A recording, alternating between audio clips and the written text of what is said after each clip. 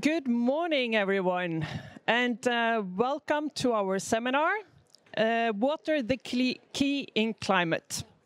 As we gather here at COP29, we are reminded of the crucial role water plays in our fight against climate change. Today, we will explore how water management and climate resilience are intertwined, and why addressing water issues is essential for sustainable development. At COP29, water has taken center stage with the launch of the Baku dialogue on water for climate action. The COP29 declaration emphasizes the need for collaborative approaches, highlighting how water availability of climate change and water resources needs to be in place. Additionally, the UN Water Analytical Brief on water for climate mitigation highlights how water availability is crucial for effective climate mitigation strategies. One of the pressing challenges linked to climate change is the increase in frequency and severity of droughts. These droughts not only threaten water availability, but also impact the ability of ecosystems to function mitigation strategies. The protection and restoration of water areas, such as wetlands, peatlands, mangroves, are crucial for carbon sequestration. These ecosystems are highly effective at capturing and storing CO2, with peatlands storing twice as much carbon as all of Earth's forests combined. As we delve into these topics, let us be remembered that our collective innovative actions today will certainly shape the future of our planet. Thank you for joining us this morning, and I'm looking very much forward to our discussion. I now have the pleasure to invite our panel, but I will also first introduce myself. My name is Eli Blei Munkelin, and I work in Innovation Norway. I'm here together with a fantastic panel. I would like to welcome up Helene Ruden, the CEO of Ruden Water, Ahmed Mohammed Hassan, Director of Hydrometeorology, Government of Somalia, Kim Gabrieli, the CEO of Worldview International Foundation, and also Mr. Angel, sorry, no, I didn't have time to change my Ureña. Apologies for the pronunciation. Deputy Head of the Delegation of Panama. Welcome, all of you.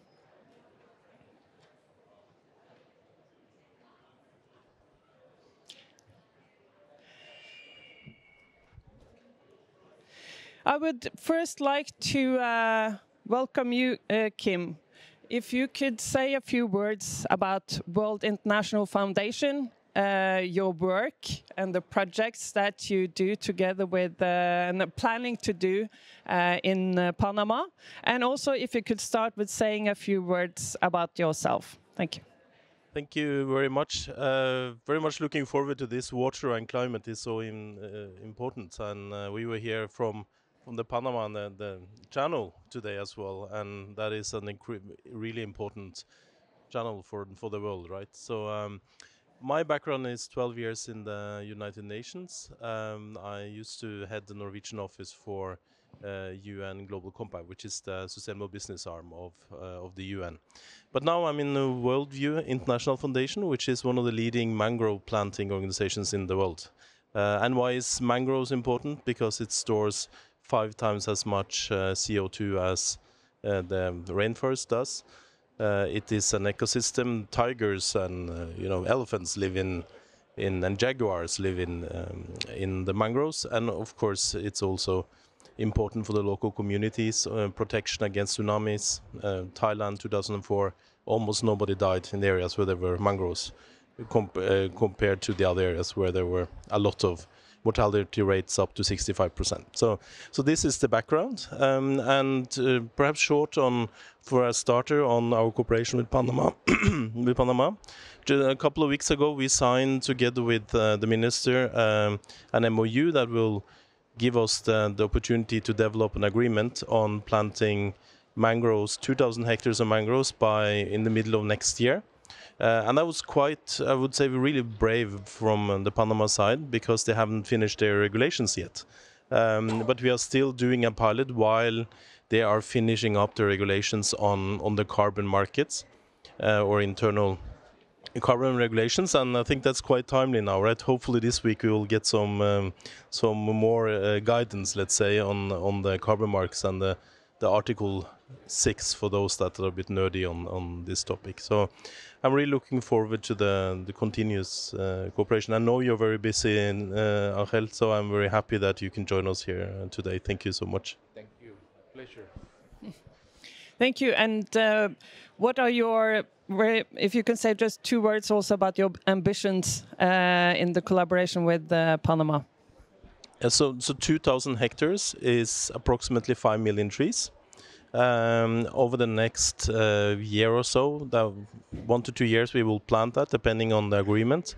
And what is really interesting about these carbon projects that many people don't really know that much about, but basically we are selling out the emissions stored in the ground to to investors, and it is a 20 to 25 years project that will give local communities every year an income. So we are sharing, after we have deducted our cost and the governmental fees or taxes, the revenue that comes out afterwards from the selling of the carbon credits, which are the currency of emissions, 50% will go back to local communities. So as compared to a UN project that is usually 5 years, this is a 20 to 25 years project, giving local communities where the trees are both the ability to work, to do the planting with us, and then get money to livelihood programs and also other income generation, because that is important. If you have been earning money on chopping down the mangroves, you need to get another income stream, and that is what we're doing then, for example, with crab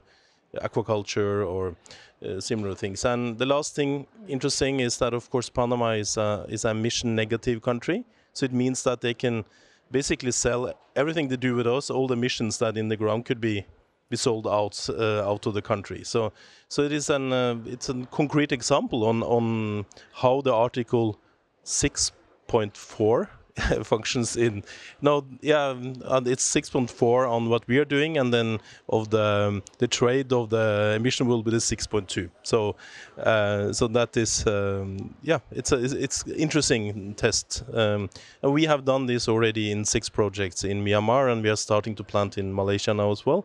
So we've done this for 10 years, but we haven't done it in Latin America yet. So we are looking forward to doing that. Thank you. Excellent. And if anyone is wondering about what paragraph 6 is, you have to watch the video of paragraph 6 for dummies, which Kim has just made. Yeah, which is on my LinkedIn profile, yes. But Kim is talking about hectares, but you're talking more about cubic meters, and you're both, I think, very much about local impact. I would now like to invite Helene Ruden also to present what is your company all about, and if you also could just introduce yourself. Sure. Thanks for having me here, and thanks to my great panel. So in Ruden AS, or Ruden Water, which I'm here with today, our idea came like 15 years ago when we found some old seismic lines in Tanzania, and we decided that instead of walking around with a stick looking for water, which the industry does more or less today, we decided to see if we could take use of these old oil data and actually use them, but to look for water instead.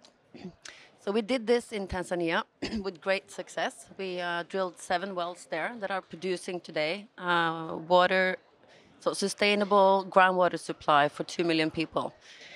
And when you look at the geology in Tanzania and you go a little bit up north, you find Somalia, which definitely has a lot of need for water, obviously.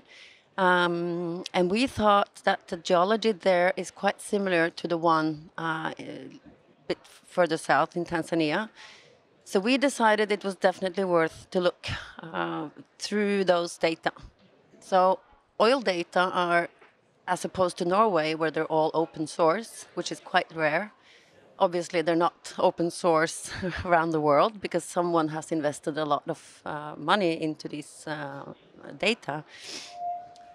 But after, that's another story, after some forth and back, the Ministry of Foreign Affairs in Norway decided to tender out project where the use of oil data was included in the search and assessment of deep groundwater resources in Somalia. And yes, we are talking about not cubic meters, but cubic kilometers even, which is almost impossible to understand how much water, how big these reservoirs are.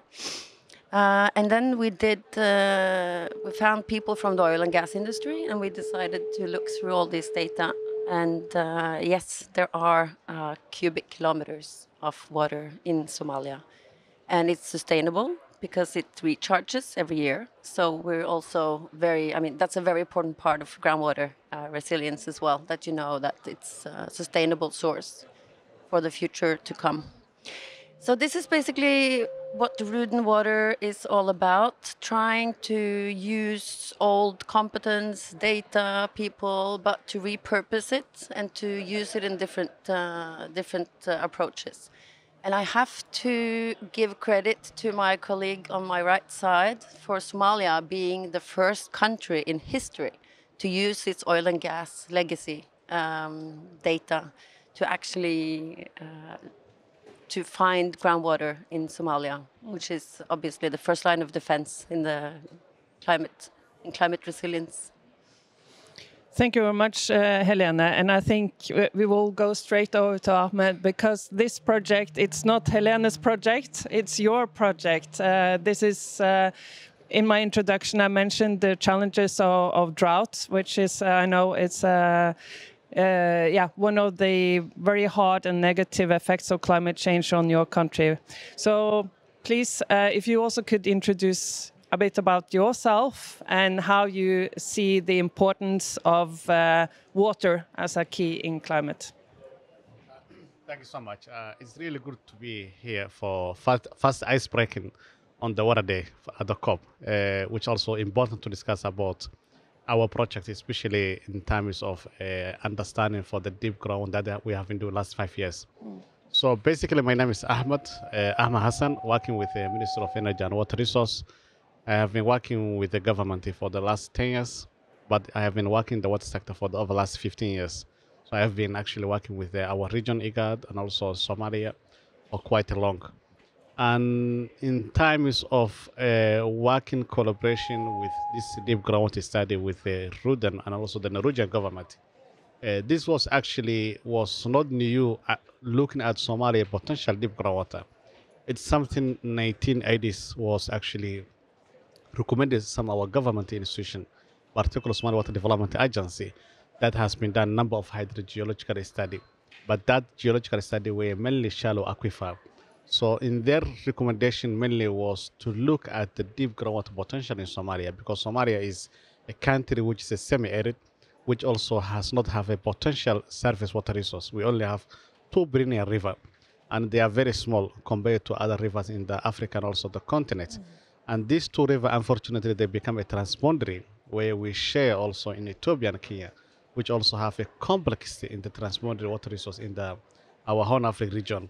So in terms of the growing population in Somalia, if you look at, Somalia is one of the fastest growing population in the urban areas, where now the population of Somalia live in 55% live in the urban area.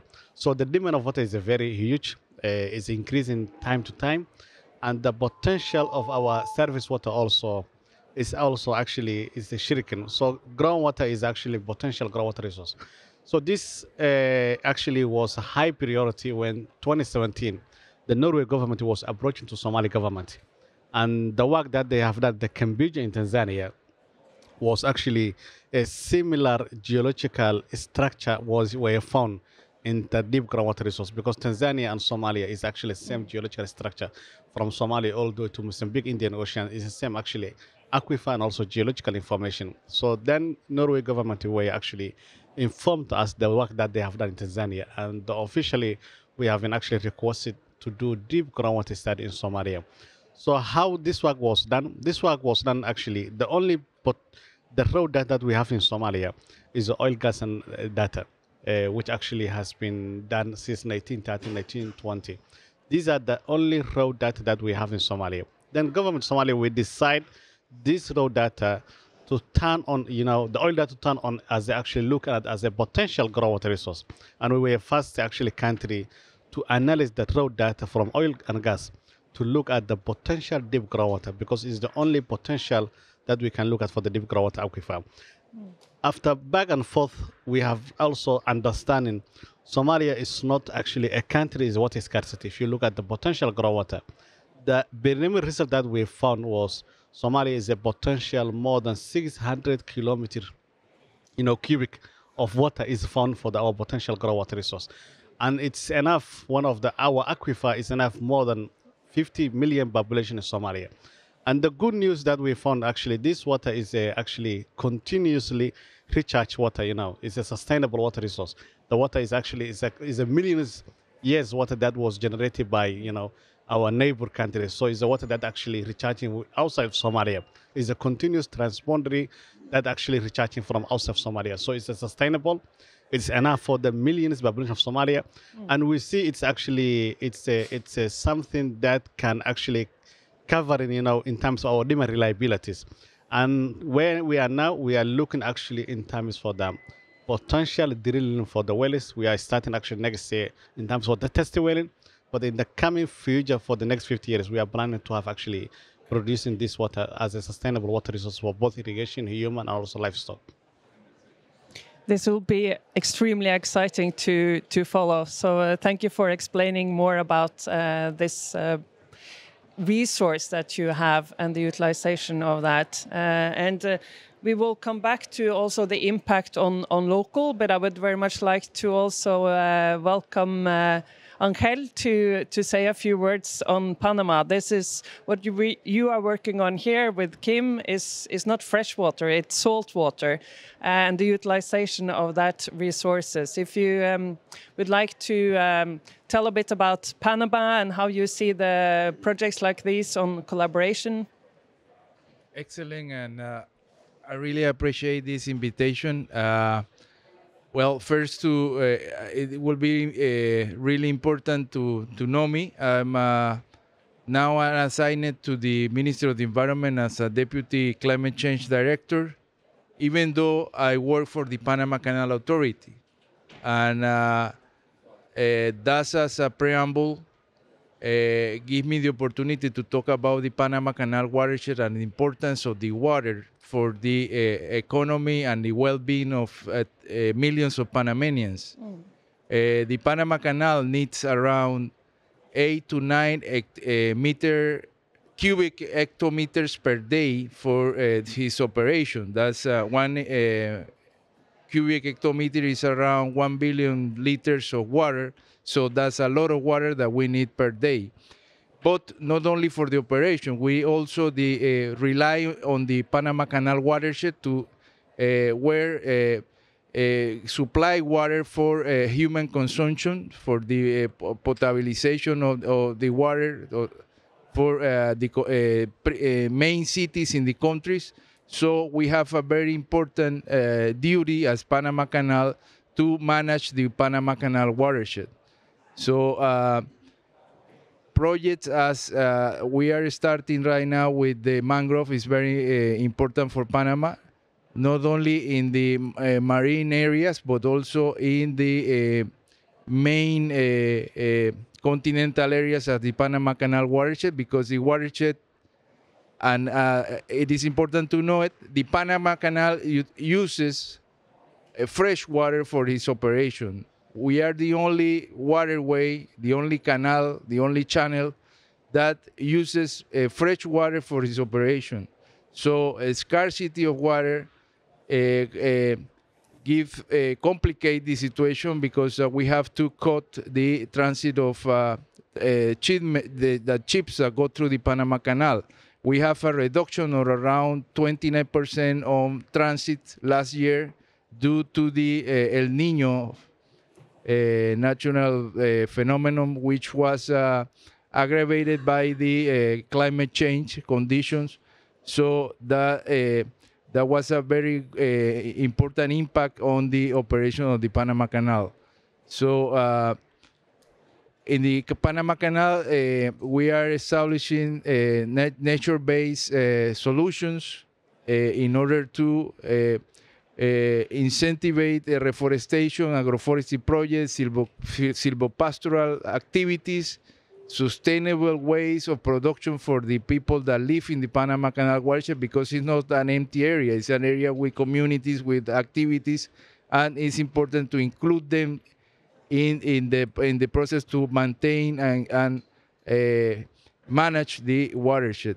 So also we include those areas into a carbon scheme, the gold standard register, and they are now also producing CO2 carbon verified emissions. So just a really general overview of the importance of the water resources for Panama, especially in the watershed.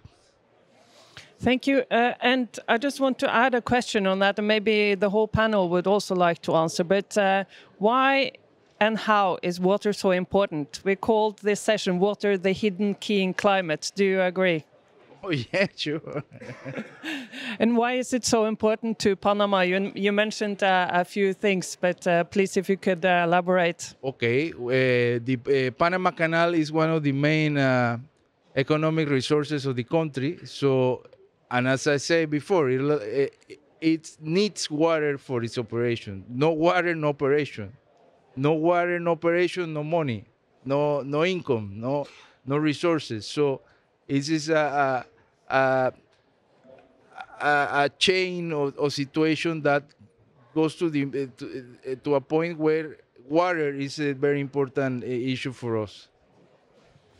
I think for this COP, there has been, what can I say, a mantra to go from planning to action.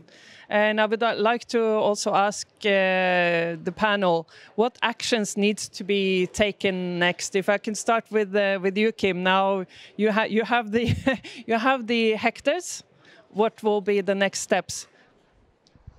So we have we have a very clear mandate, which is to plant and protect 1 billion mangrove trees within the next 10 years. So it's a very good mission to have.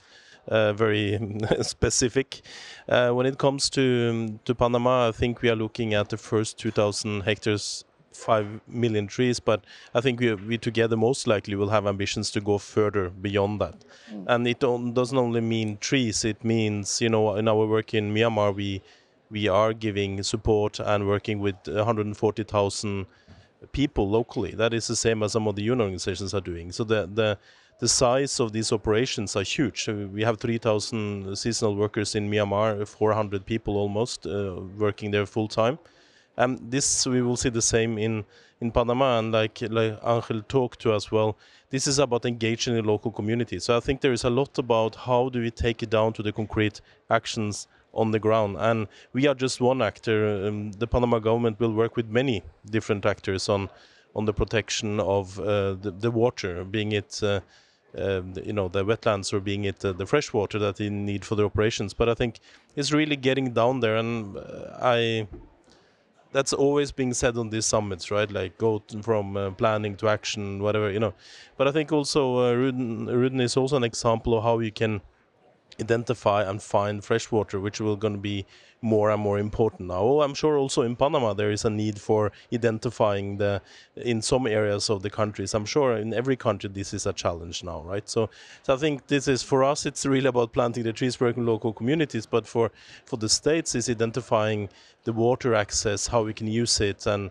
if you use it for the Panama Canal, does that influence the drinking water of the people in the country? This is a dilemma, of course, and I don't know anything about that, but I'm sure this is one of the topics that we should discuss, perhaps. Thank you. And Ahmed, for you, what would be your next step to assure action? You said that you want to drill the pilot wells. What will you take away from being here at COP, and what will be your next action to secure that that's going to happen? Absolutely. This was actually also a discussion recently happening in Mogadishu, particularly regarding to the action. And Somalia, there is a lot of discussion ongoing. Everybody say we are tired for policy, strategy, governance, assessment, feasibility study. We need actually a real action, that actually can have a tangible impact. So basically now we are developing national transformation plan in Somalia, which is we are moving to transformation. Our national development plan now is moving to transformation. Transformation means actually we are doing an action which each in the sectors we are come up with a bankable programs in terms of the agriculture, in terms of the fishery, in terms of water resources, in terms of all the sectorial productive. We are coming up with a transformation, what we call Somalia game change, the next 5 years. These programs will be actually planning to implement at the community level. So in water sector, we are planning in terms of 31 towns, which is a water stress zone, to have actually investment in terms for the urban water supply coverage. And that is actually also where the deep ground will be coming in terms of the drilling deep wells into the main urban area. In riverine area, we also planning to have large storage, which already now is ongoing on one of our river called Shabelle, where we are implementing large water storage in the middle of the catchment of that basin, where it was mostly vulnerable for the flood areas. In similar area also, we are planning in the cross-border areas to make the rural community resilient, so that during drought we don't have livestock who are immigrants into the outside for Somalia. So all this discussion is happening in that same question is in Somalia on the ground, how Somalia could have more bankable programs that we call the game change of the community of Somalia. And our government is now planning to transform, We are not doing business as usual, We are coming for the last number of COPs. We were discussing what is the climate of action, In COP27, that was the most discussion of what happened, because we recognize that water is hard for the climate action in terms of the adaptation, but also in terms for the mitigation, It's actually a central for the climate action. It's similar to Somalia, we recognize that water is the heart of our climate adaptation. You look at our NDC, if you look at the National Adaptation Plan in Somalia, all of them, water is a critical of the center of heart in terms of the adaptation, mitigation, for the long-term sustainability, our climate issues. So in COP, after 2029, we see a lot of impact will be happening in terms of the tangible program in Somalia. We hope, but that's actually where we are working now. And can you say also two words about the partnership with Ruden? How did that come about, and how has it developed over the years? Yeah, absolutely. So I can say one of the successful, and I really enjoyed for the program, was actually partnership with Ruden, because what we have been working for over the last 5 years was this work. It has actually great asset for the Somalia, and also will have a great impact for the local community. And we have seen actually scientific way we're not discussing about in theoretical way. It has been actually presented to us scientifically in terms of the empirical analysis, in terms for the great understanding. And I believe for the over last 4 years, even it has been changing our mind, because nobody was thinking 5 years ago Somalia has a deep groundwater potential. But now this also discussion happening to our president level, where 3 months ago was in Oslo, and he has been discussing how we can actually start for the drilling wells, in terms of the Somalia can be securing for the demand and coverage in terms of our population needs. So this actually was a different in terms for the discussions that we have a different program, because we were discussing empirical analysis, scientific way, and also, these are the game changer of Somalia in terms for the accessing to the water. Thank you very much, and I'd like to give the word to Helene also to comment on this. How do you see the next steps in Somalia? So my hope and plan is to kind of make one department in the UN. We want to shut down the department in the UN that works with emergency water supply to Somalia. That is my plan, because Somalia has enough water and competence to manage their own resources. So that is my plan, and I'm very happy to hear that water is on the agenda here in COP29, because in 2023 I attended the first Water UN conference in 46 years in New York. And that said something about where water has been kind of just floating around. It kind of doesn't have an institutional home anywhere. And obviously it's a human right. So I think more talk about water. I mean, it's essential. It's the first line of defense for human consumption, for agriculture, resilience. And I would really like to see these trucking, water trucking in emergency. Oh, there's a crisis, there's a drought this year as well. Well, it happens frequently. So we need to find better solutions, lasting solutions, and for Somalia to manage their own resource, which they are completely capable of. So yes, my goal is to make some people, to have the UN kind of less, to solve the problem, right? Absolutely. Solve the problem. But then I'll add on one question then that is more concrete, and maybe this will be the last question, so add any other comments if you have. But I would like to know, will you be at next COP30 in Brazil? And if the answer is yes, what will you be sitting on stage presenting as some of the results that have been accomplished during this year? I'll start with you, Helene. So I will hopefully be sitting with Ahmed, telling you about the first pilot wells in Somalia, and how we have been working also with capacity development along the drilling, which is equally important.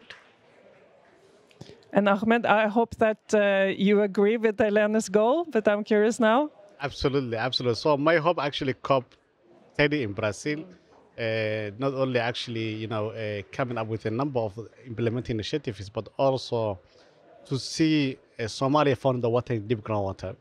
That's actually a partnership that we have with the Ruden. That's actually to be present some realistically. So we have water, and to show the water that we have it.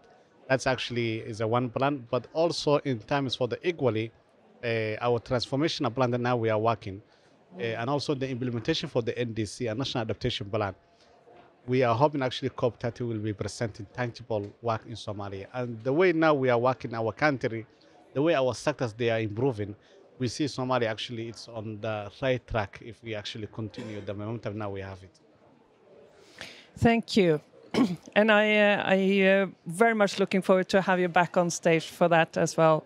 Angelo, how about in Panama? So next year you're sitting here and enlightening us how the Panama Canal now has secured its water levels as well as secured the restoration of wetlands. Sure, and next year I will have more information about other areas of the country, because now I have a national assignment. It's not only in the Panama Canal watershed, so it will be excellent if I can present results in other areas of Panama. Also the success of the cooperation with Norway, and I think and I hope not to have been more discussion on Article 6 and just get over the article in this COP. Article 6. Kim, that's a segue to you. Yeah. Will you be there next COP as well? We will be the next COP, and as I didn't mention, we are based out of Bangkok from our headquarters, right? So we are a global organization, originally started in Norway, but we only have one person in Norway today. And for us, it's about scaling. So the first 10 years we've been in Myanmar. The next 10 years we're gonna be in Africa, Asia, and Latin America. So I hope in a year's time we can also present results from Panama, results from Malaysia, but also another 2 countries where we are quite close of closing for concrete signing of another somewhere between 10 and 50 million mangroves. So that is my sort of pledge. But I wanted to ask Angel if I can, because you sort of touched upon the dilemma between using fresh water for the canal and for drinking water. Is that I was just curious because it's an interesting dilemma, right? Or do you have enough fresh water for both? No, priority is for human consumption, and it's included in the Constitution of the Republic. So if we have to stop transit ships, we will do it in order to secure water for the population. Makes sense, yeah. I'm happy to have a discussion about groundwater in Panama. I think that's that's the conclusion here today, though, is that this conversation will definitely continue. Water has so many aspects, and I think just the few examples we've shown here on stage today confirms our heading that water is the hidden key in climate. And for Innovation Norway, we will also definitely be present at next COP, just as this COP, and very happy to bring with us a lot of interesting and innovative solutions for climate from Norway, and open for collaboration with everyone, because alone it's impossible. As we see here, strong partnerships is also a key to success and to be able to go from planning to action. So thank you to my excellent panel and for this session. Thank you very much.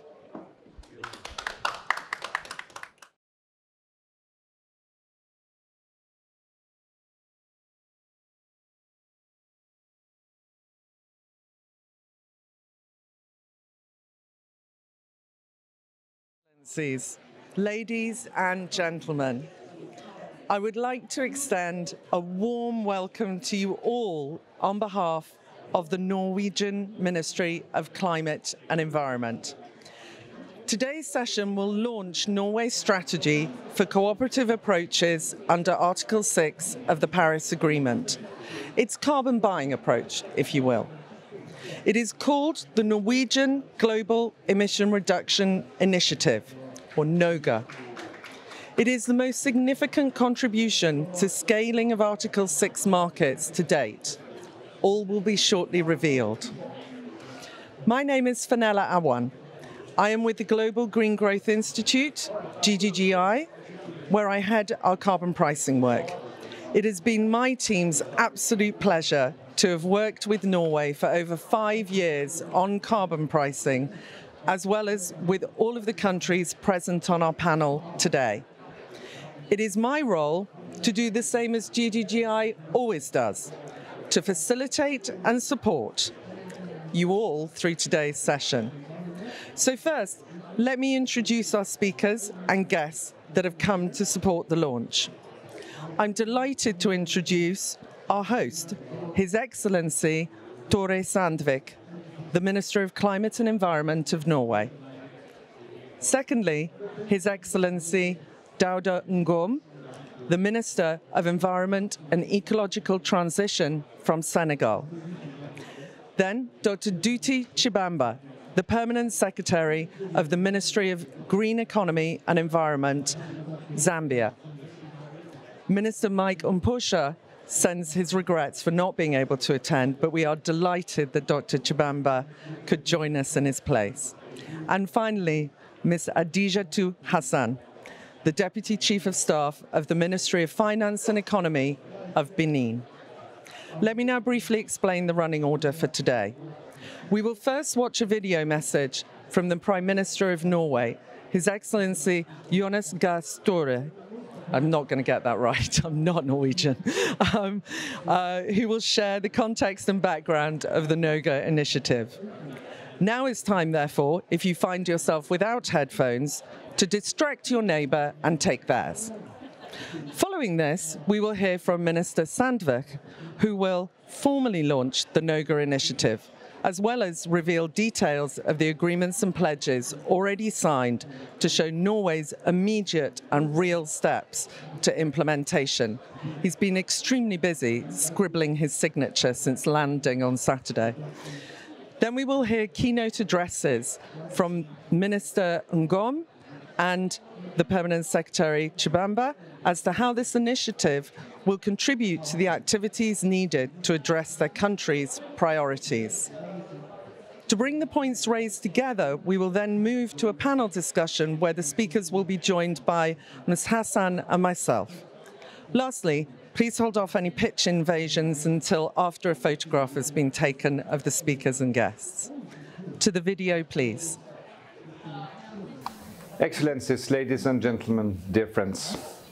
It is an honor for me, as Prime Minister of Norway, to address you all at this launch today. Our current collective NDCs will not be sufficient to reach the 1.5-degree temperature target. If we go on as we do now, we need to do more. Then we know that official development assistance is important. But we also know that it is not enough to meet the vast financial needs of climate mitigation and green transition in developing countries. A key part of the Paris Agreement is to ensure countries that they can work together to meet their climate targets and ambitions, not one by one, but also in concert. Article 6 provides a framework for this type of cooperation. Norway is launching the Global Emission Reduction Initiative to help raise our collective ambitions. By working together, we can achieve greater emission reductions than we can alone. So the work of this initiative, as we see it, will directly contribute towards closing the financing gap for emission reduction in developing countries, one of the key pledges from Paris. My government has authorized the use of up to 8.2 billion Norwegian crowns for this work. That is the equivalent of $775 million US. With this initiative, Norway is ready to take a leading role in operationalizing Article 6. We are working in close cooperation with our partner countries to develop new and innovative ways of reducing emissions and attracting green investments on the ground. All of this is highly needed. How do we do it? Well, by strategically designing our partnerships, we aim to leverage private sector investments towards climate action. So $1 from us should trigger even more dollars from the private sector. This way, we can accelerate the transition to a low carbon efficient economy. The emission reductions we achieve could contribute towards achieving Norway's climate neutrality target starting in 2030. So this target is in addition to the emission reductions we will achieve under the NDC. The Global Emission Reduction Initiative will take us one step closer to achieve the temperature target of the Paris Agreement. Norway is committed to doing our part, full part, to ensure we can continue to raise our collective ambitions going forward. I hope more will join, and let us achieve these targets together. Thank you.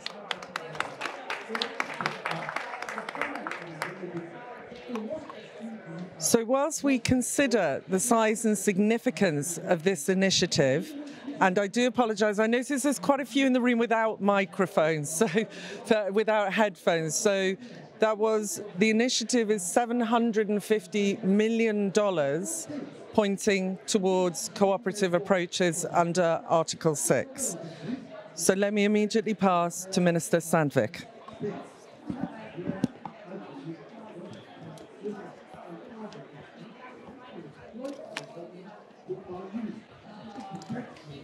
Thank you.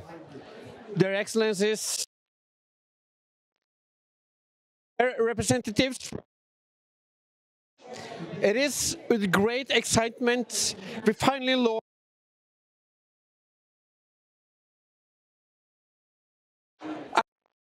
said.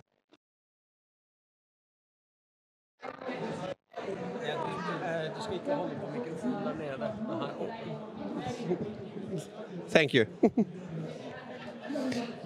As Prime Minister Støre said, we need to do more. And we need to overcome the challenges and barriers preventing us from channeling green finance to climate action in developing countries. Article 6 cooperation is not new to us. Norway started piloting for Article 6 back in 2015 with the launch of the transformative carbon asset facility under the World Bank.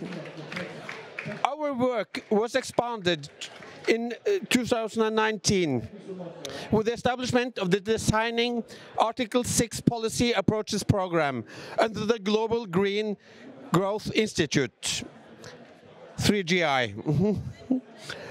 And last year we signed our first memorandum of understanding with the intention to cooperate. Today we take another major leap forward to further grow the scope of our work and to strengthen our international collaboration under Article 6. With the Norwegian Global Emission Reduction Initiative, we will contribute directly to lowered emissions and green growth in developing countries. By working together, we can raise our collective climate ambitions and increase the speed and scope of green growth in developing countries. The initiative will consist of capacity building, program development and financing of emission reductions in host countries, all aligned with the rules and best practices under the Article 6 of the Paris Agreement. Through the initiative, we want to achieve significant emission reductions with high environmental integrity and lasting impact in developing countries. Ensure strong host country ownership in Article 6 corporations. Adopt established best practice to ensure sustainable development and implement strong safeguards against corruption and human rights violations. And we want to create lasting transformational change through comprehensive approaches. The initiative will therefore continue Norway's focus on sector and policy level crediting. I also want to highlight the importance of the private sector. The potential of green growth in developing countries is huge. But we must ensure that private sector has the right incentives and see profitability in making sustainable investments. Effective cooperation under Article 6 can unlock large amounts of private sector investments. Our goal is to enhance market conditions and provide the finance necessary to tip investments decisions towards green solutions. Importantly, the emission reductions achieved under this initiative can contribute towards Norway's climate neutrality target. This target means that Norway is to ensure greenhouse gas reductions equivalent to remaining Norwegian emissions from 2030 and onwards. The climate neutrality target is not part of Norway's nationally determined contribution to the Paris Agreement, but represents efforts beyond our NDC. Norway is planning to fulfill its 2030 NDC target together with the European Union. If our cooperation with the European Union doesn't take us all the way to 50% emission reduction, these emissions reductions can be used to cover what is missing under the Norway's NDC targets. Under the Norwegian Global Emissions Reduction Initiative, we are taking several major steps at COP29. We have signed contribution agreements of $100 million with the 3GI to establish the Norwegian Article 6 Climate Action Fund. This fund will develop and manage programs and agreements between Norway and host countries. We will be announcing our intent to join the Climate Action Catalyst Fund with the Asian Development Bank to provide carbon finance to support mitigation actions. We have signed bilateral agreements under Article 6 with Zambia and Benin to regulate our cooperation, and will sign with Senegal tomorrow. We've also signed an MOU with Jordan with the intention to cooperate in the future. Let me also highlight our long-standing collaboration with Morocco and Indonesia in developing innovative models for policy-based cooperation in the energy sector. This work is ongoing and very exciting. Excellencies, I want to take this opportunity to congratulate everyone involved in getting us to this milestone. I strongly appreciate the hard work and efforts you have made to move this work forward. As Prime Minister Støre said, the Norwegian Global Emission Reduction Initiative will take us one step closer to achieve the temperature targets of the Paris Agreement through increased climate action. Excellencies, Norway is committed to do our part to raise our collective ambitions moving forward. We do believe that corporations under Article 6 has the potential to achieve substantial emission reductions. We are also dedicated to ensuring successful outcome at this year's COP. I look forward to the continued discussion with the distinguished ministers and representatives from our partner countries, both at this event and in coming months. I thank you.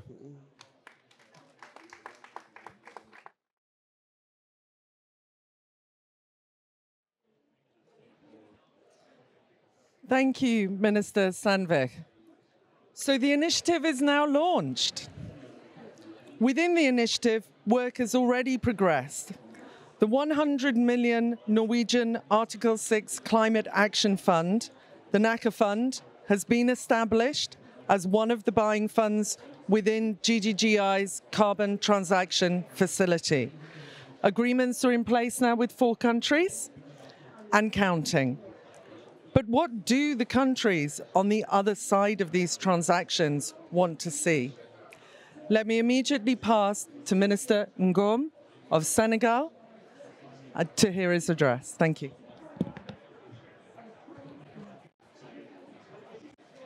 Just don't hold it. Thank you very much.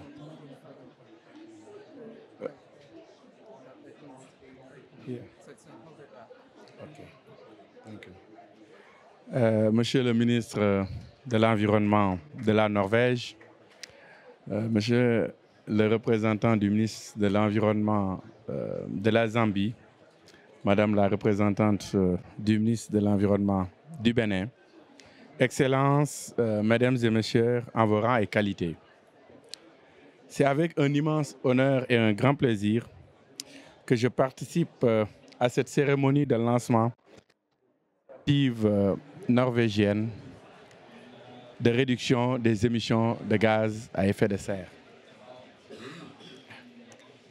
His Excellency, the Prime Minister of Norway, His Excellency, the Minister of Environment of Norway, and His Excellency, the Minister of Environment of Zambia, and distinguished representative of the Global Green Growth Institute. Ladies and gentlemen, it is with a great honor and a great pleasure that I participate to this ceremony of the launching of the Norwegian Global Emission Reduction Initiative. Je voudrais, à l'entame de mon propos, délivrer un satisfecit au Royaume de Norvège pour son dynamisme dans le cadre de la lutte contre le changement climatique et les solutions techniques et technologiques proposées dans les sous-secteurs des énergies renouvelables, du pétrole-gaz, du transport hybride, etc., qui constituent de réels motifs d'espoir dans la voie de la sobriété carbone. I would like at the beginning of my speech say how much it is a great pleasure to see that we're all satisfied with the Royal Norwegian efforts and the dynamism when it comes to the fight against climate change and the technical solutions that are brought and proposed for several sectors and some subsectors with regard to renewable energy, with regard to oil or gas or hybrid transport means. These all constitute real motives and real hopes for carbon emissions. Excellences, Mesdames et Messieurs, les faits montrent l'évidence de la hausse effective de la température. La réduction des émissions de gaz à effet de serre est un impératif urgent à l'heure où les pays les moins avancés subissent les effets adverses du réchauffement climatique.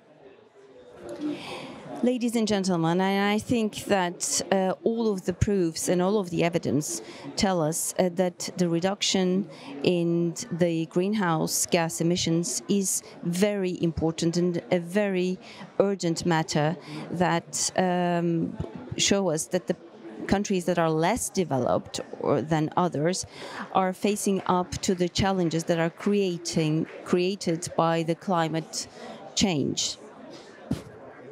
Le Sénégal, en tant que pays sahélien, est rudement affecté par les changements climatiques qui ont des impacts négatifs sur des secteurs liés à l'économie nationale tels que l'agriculture, les ressources en eau, les infrastructures, les zones côtières et la santé, qui risquent de saper inexorablement nos efforts de lutte contre la pauvreté. The Senegal, as a country in the Sahel region, is very much and deeply affected by these climate changes. And these all have negative impacts on several sectors and key sectors such as national economy, agriculture, the resources, water resources, infrastructures, health issues. And these all affect us because it impedes us from getting rid of the difficulties as far as fighting poverty.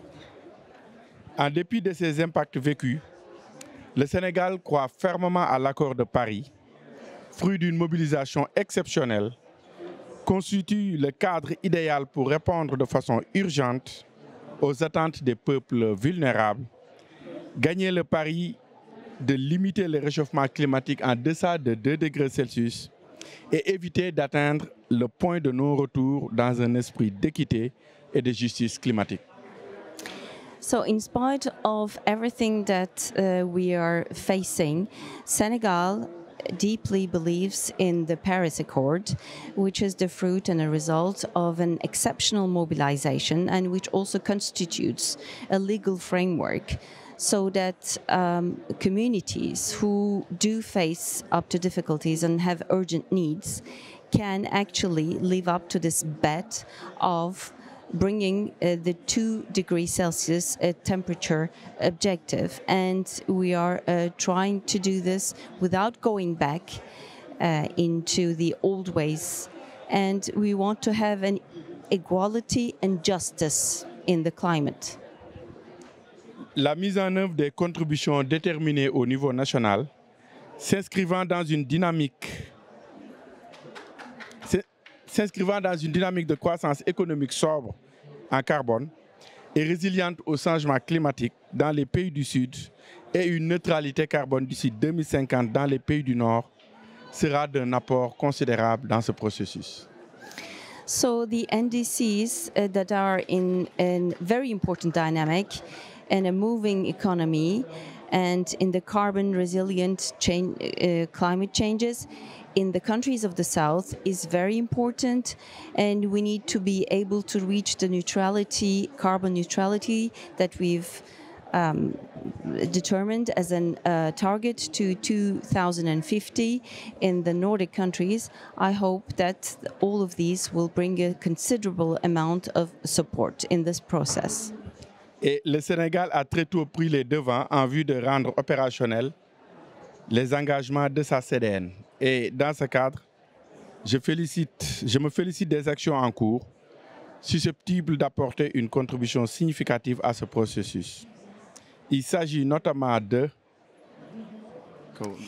the Senegal already took the necessary measures, operational measures, with regards to implementing the NDCs. And within this framework, I would like to say that we are already moving on, and we want to contribute significantly to this process, and notably, il s'agit notamment d'adoption d'une politique ambitieuse de mix énergétique à travers un déploiement des centrales solaires et de parcs éoliens qui a permis d'atteindre aujourd'hui un taux de couverture de 30% de la capacité installée en énergie renouvelable en 2022. So one of these measures is to adopt an ambitious policy with a mixed use of energy that would go through the use of solar energy, wind energy, which would enable us to make 30% of our capacity in renewable energy that we've installed and determined in 2022. La signature récente du partenariat pour une transition énergétique juste va renforcer cette politique du mix énergétique et permettre à notre pays d'atteindre 40% de la capacité installée en énergie renouvelable en 2030 pour un coût estimé à 2,5 milliards de dollars.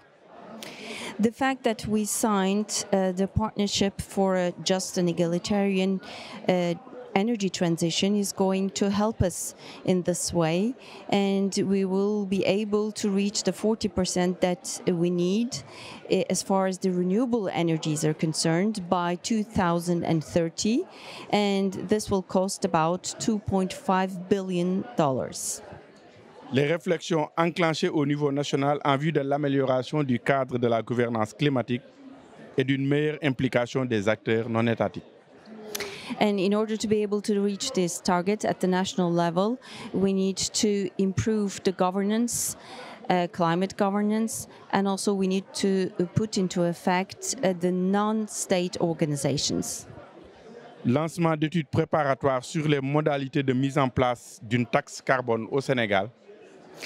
And we already make studies in order to put into place tax, carbon tax in Senegal, in order to be able to adapt to these changes. Processus de mise en place du cadre de gouvernance sur le marché carbone, avec notamment le développement de la stratégie article 6 et la signature d'un arrêté sur les arrangements institutionnels du marché carbone.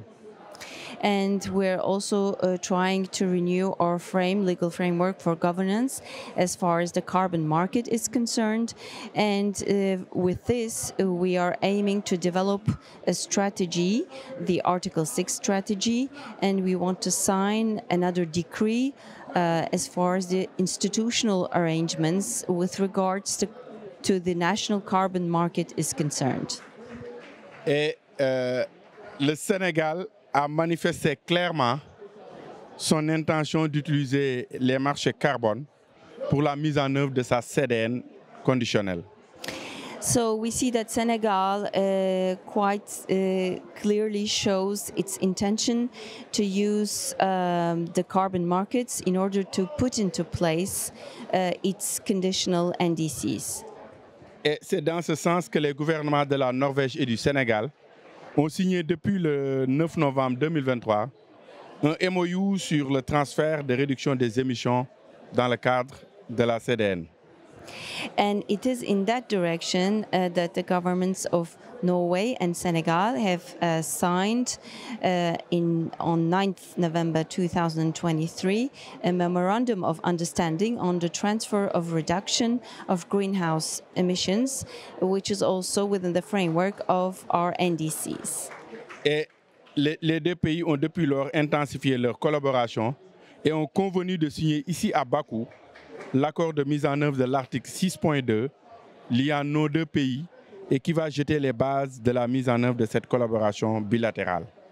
And ever since, the two countries have intensified their collaboration and they have signed here in Baku another agreement, which is an agreement to put into effect the Article 6.2, which is actually an article that establishes a link between the two countries, and this is going to constitute the basis of putting into effect this bilateral collaboration. Et ce partenariat gagnant-gagnant appuyé par le GGGI permettra de renforcer la capacité installée en énergie renouvelable du Sénégal, rendre le secteur des énergies renouvelables plus attractif pour le privé, tout en générant des bénéfices non négligeables en matière de création d'emplois. And this win-win partnership, which is also supported by the Global Green Growth Institute, will enable to reinforce the capacity that has already been installed as far as renewable energies of Senegal are concerned. And in order to render the sector of energies, renewable energies, even more attractive for the private sector, and this will create a lot of benefits, and it will create also jobs. Et je ne saurais terminer cette allocution sans magnifier l'engagement constructif de la Norvège dans la lutte contre les changements climatiques. And I cannot finish this speech without actually thanking the constructive engagement, the constructive efforts that your country has put into place when it comes to fight the changes that are due to climate change. Le gouvernement du Sénégal s'engage à vos côtés pour une mise en œuvre réussie de cette nouvelle initiative et je vous remercie de votre attention. Merci. The government of Senegal is on your side when it comes to putting into place everything that's related to the Norwegian Global Emission Reduction Initiative. I would like to thank you. Thank you so much, Minister Ngom. And I think the energy transition and the decree is showing the advanced action that Senegal is taking. So let me pass immediately to Permanent Secretary Chibamba of Zambia, please. Okay, the rule is don't hold it at the bottom.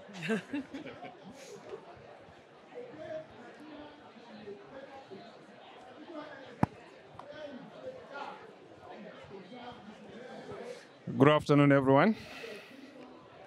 The Minister of Climate and Environment for Norway, Mr. Tore Oshas Sandik, the Minister of Environment and Ecological Transition from Senegal, His Excellency Dooda Ngom, the Deputy Chief of Staff, Minister of Finance and Economy of Benin, Ms. Odijotu Hassan, government officials here present, distinguished invited guests, members of the press, may I simply say, ladies and gentlemen, I'm delighted on behalf of my Minister of Green Economy and Environment, Honorable Mike Posha, who is not able to come here because he's committed elsewhere, but he would have loved to be here. But I'm honored to be here on his behalf to witness the launch of this landmark Norwegian Global Emissions Reduction Initiative here in Baku, Azerbaijan, during this COP29, which has been dubbed as the Finance COP. A couple of days ago, Zambia signed a bilateral agreement with Norway for Article 6 cooperative approaches under the Paris Agreement, a key milestone for my country in our pursuit for low carbon development and the achievement of our national climate change agenda. As a country, we have set ourselves ambitious NDC targets with the foresight of transformation and low carbon development in key sectors, including energy, waste, forestry, agriculture, among other sectors. Out of the key NDC targets, one sector has emerged as a key priority and pressing immediate need for our country, and this is the energy sector. As you may all be aware, Zambia is currently going through a punishing drought, which has wiped out our agricultural production about more than 50%. It has wiped out our electricity generation by more than 50%, because 85% of our electricity is generated from hydroelectric power. Indeed, we do appreciate the fact that hydroelectric power is green energy, but we have learned a hard lesson during this drought that we are going through, that without water, there is not going to be electricity. Like many other countries in sub-Saharan Africa, of course, our tariffs are not entirely cost reflective. And this is the reason why we are going into this cooperative arrangement, so that we have alternative sources of financing for renewable and other sources of energy to complement our hydropower electricity generation. We are delighted by this launch, the Norwegian Global Emission Reduction Initiative, because we see this as one of the possible sources of finance which is required for capacity building, project development, and implementation. We hope that with the opportunity that this initiative brings, we can accelerate access to carbon finance and private sector investments into our energy sector, and subsequently increase and diversify our energy portfolio away from heavy reliance on hydroelectricity. Our government recently launched the Integrated Resource Plan, which is a 30-year least cost investment strategy for electricity generation in Zambia. And our anticipation for Article 6 is that it will be concluded and operationalized at this COP29, so that it becomes part of our co-financing for grid-connected renewable power generation and for energy efficiency projects, as we agreed last year at Dubai in COP28. Ladies and gentlemen, as the Minister of Green Economy and Environment, we believe that the Norwegian Global Emissions Reduction Initiative will take us a step further towards our quest for investments in renewable energy alternatives, which are a priority at this moment in time when we are going through a debilitating drought. Our broader NDC sectors, such as energy, agriculture, climate-smart agriculture, could also benefit from some of the financing that is going to come through this initiative. As I conclude, I'd like to commend the government of Norway for their exceptional commitment to promoting and supporting low-carbon development and green growth, but also for having confidence to work with us in Zambia. We are also committed to continue working together to reduce global emissions towards a more sustainable planet. My speech will not be complete without mentioning Triple GI for all your matchmaking activities that you have done to bring us this far.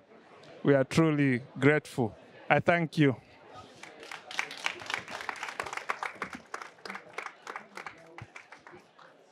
Dr. Chibamba, thank you so much. And the instruction is clear. Get the Article 6 rules sorted. And I know we have one member of the supervisory body and one negotiator from Senegal in the room. So your lunch break's nearly over, Mbai. Okay, so we move to the panel discussion, just to finish off now. And the organizers are, I will say, slightly concerned about timekeeping. So I will note we will only have time for one question, but I would like to just reflect a little on what we've heard so far against the recent open letter from over 20 climate leaders, including the president and chair of my organization, Mr. Ban Ki-moon. We need to shift from negotiation to implementation, enabling the COP to deliver on agreed commitments and ensure the urgent energy transition. I wish he'd been here to hear those addresses and to see how implementation is happening. So more, of course, is needed. So let me, as slyly as possible, pass the buck over to my panelists. The order of who gets posed a question first is always tricky for a moderator, but as we aim to even up the playing field within the Carbon Transaction Facility, I'm going to do reverse alphabetical order, as I reckon Zambia needs a break on this one.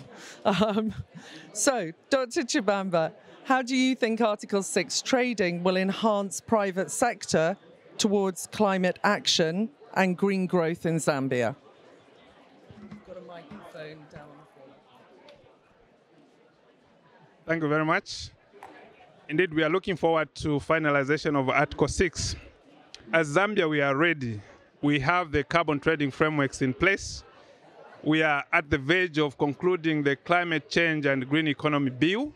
So in terms of legal and regulatory frameworks, we are definitely ready.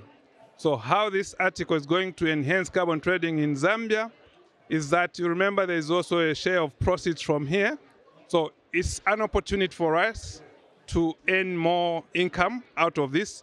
But most importantly, Article 6 and these agreements, bilateral agreements we have signed here, they open up the power sector to the private sector in Zambia. So we expect a lot of private sector interest in this space, that they'll come on board and help us to really diversify our energy generation away from heavy dependence on hydroelectricity. The government already has put in policy measures in place to attract the private sector. We have what we call an open access policy now. Anybody who can generate electricity from renewable sources can come to Zambia. You can put up a 5 megawatt solar plant, and then you'll be allowed to inject that power into the grid, and you'll be paid for that power that you're supplying to there.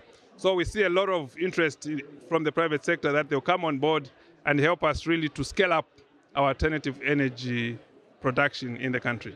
Thank you. Thank you so much, Dr. Jibamba. And next I will go to Minister Ngom. Your country has been working with Norway for some time in the area of policy approaches, a new area that has been enabled by the Paris Agreement. Why did you do this, and what did you see as the advantage? I don't know if you'd like that translated.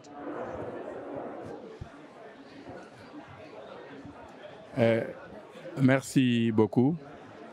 Je crois que le Sénégal a eu une expérience des crédits carbone avec le MDP d'abord, le mécanisme de développement propre. Et aujourd'hui, le Sénégal s'engage résolument vers l'implémentation de l'article 6. Parce que les crédits carbone peuvent être une opportunité pour nous. Je le dis souvent, nos pays, nous avons beaucoup de priorités en dehors de l'adaptation au changement climatique. Des priorités liées à l'éducation, à la santé, à l'accès à l'énergie, à l'accès à l'eau. Et aujourd'hui, les crédits carbone peuvent être une opportunité pour nous d'avoir des ressources pour s'adapter aux impacts du changement climatique, notamment les impacts liés au déficit hydrique, la sécheresse, mais également les impacts liés à l'érosion côtière, à la baisse de la productivité agricole également. Donc, ces crédits carbone peuvent être une opportunité, et c'est dans ce sens que nous avons collaboré avec la Norvège pour mettre en œuvre l'article 6. Merci. So thank you for giving me the floor with regards to these issues. I would like to say that Senegal has already an experience of clean energy now, and the implementation of Article 6 is something that we hold at our heart. It is very important. And we do believe that carbon credit is a huge opportunity for us, a huge opportunity. Why? Because as we are fighting poverty, we need to have education, we need to have safe access to health, safe access to energy, safe access to water resources. So the carbon credits will constitute this opportunity for us in order to be able to better adapt. And we also need to fight drought, we also need to fight other impacts of the climate change. And this is going to provide us the opportunity that we need, and therefore the collaboration with the Norwegians, with Norway, is hugely important. Much. I think the message is clear: energy transition, private sector. There's a clear triggering and a priority.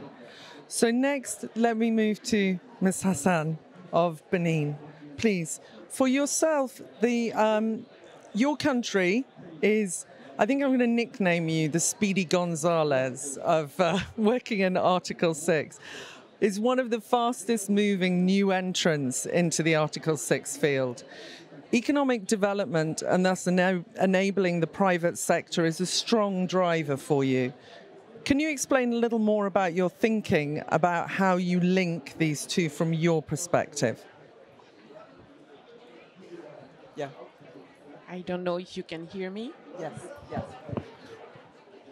So I'm really happy to be here today. I'm representing my senior Minister of Economy and Finance. And as you may know, Benin has adopted, since 2016 now, since the President Patrice Talon came into office, has adopted a really market-ready approach. Why? Because we truly believe that economic development and sustainable development are key pillars for the next generation. But there is the reality. According to World Bank, Benin's rank 152, 52nd out of 181 countries for extreme climate vulnerabilities. Coastal erosion alone is causing over 50% and threatening over 50% of our coastal population, which is very high. And alongside vital infrastructures and economic activities, we have a port which is contributing at a high rate on our GDP, and this threat is really crucial to be addressed. And in response to these challenges, the government has enacted a new law on the public-private partnership, along with accomplished measures designate to facilitate private sector implementation in Benin. And since 2021, with the first SDG bond ever in Africa issued by Benin, we put our country ready to be able to address both national economic growth, sustainable development, and also putting in place a high governance to be able to monitor all those results. And this is not only a climate challenge, it's also an opportunities, and it's how we are seeing the partnership and the collaboration we are having with countries like Norway by signing Article 6 bilateral agreement. And you were saying that, Fenella, we are at speed when it comes to economic growth and sustainable challenges. I will give you an example. Through sustainable land management, for example, Benin is addressing not only food insecurity, but also combating deforestation and restoring natural carbon sinks and enhancing farmers' productivities. Because we are believing that by putting people and population in the center of our framework and our policy, we are looking for a sustainable future. This initiative not only build climate resilience, but also stimulate exports. We have putting industrialization in the key as a key factor of our development. We have developed an economical zone because, you know, Benin is the first African producer of cotton, but we don't want to export anymore raw material, cotton as a raw material. We want to transform cotton because it will then create a job and also make our country more attractive for investors. And in the energy sector, because we cannot talk about industrialization without energy, Benin's vision is on the renewable energy, saying that we need to have by 2030 and 2040 an energy mix that allowed us to have an affordable energy for the private sector, but also for all those industrial zones that will be created in the coming years. However, none of this progress is possible without innovating financing. And Article 6 and carbon credit monetization is key. It's really seen in Benin as a catalytic solution, which will enable us to catalyze first on on that market, but also unleash the potential of the capital market, where Benin is quite has a good track record, right? And since COP in Sharm el-Sheikh, we have created a carbon framework in Benin. We have created the governance in Benin that allowed us now to be able to sign with Norway. And really thank you, Minister. We signed 2 days ago a bilateral agreement. And as Fenella was mentioning, this collaboration and discussion start only 7 months ago. So we are indeed a speed mover. And I will conclude by saying that we are foreseeing next COP in COP30, where we are convinced that we will have transaction attracting Norwegian companies in Benin for our renewable energy project. We have a lot in the pipeline. We are in discussion. So yes, we are a fast mover. We have 3 key pillars to be addressed: renewable energy with energy independency, food security, and sustainable development. Thank you. Thank you so much, Adija. No more selling cotton, selling T-shirts. There we go. So I move to you last, our host, Minister Sandvik. You've announced today that you will contribute to GGGI's Carbon Transaction Facility as the first implementation partnership under the NOGA initiative. The CTF has a primary objective: to even up the playing field of Article 6-based trading.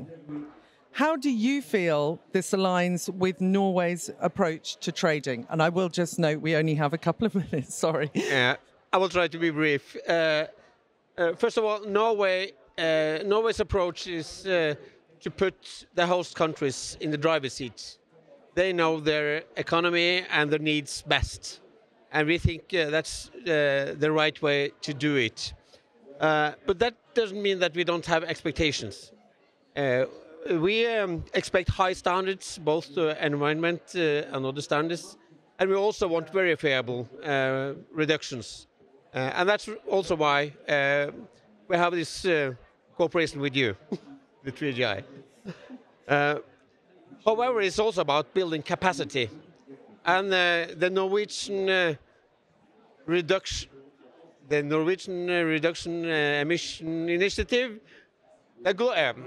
NOGR in this ocean of acronyms, not Roger, but NOGR, is also about building capacity to make the host countries also demand for more, and also do the job. I think I'll stop there. Thank you so much, and thank you. I'm sorry to have squeezed your time a little bit there. I think I will just conclude from what I've heard on the panel is that the co-benefits that people often talk about are actually the primary challenges and the primary needs of the selling countries.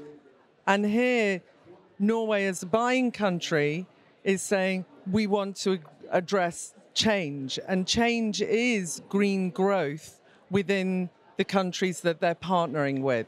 So it's a real acceleration, but also a turning upside down of the narrative a little bit. It's not trading for trading's sake. It's supporting transition, development, growth, industrialization, food security in countries that need it, and helping climate action and climate ambition globally. So I'd like you to all put your hands together and thank our panelists so very much for their contributions and celebrate the launch of the NOGA facility initiative.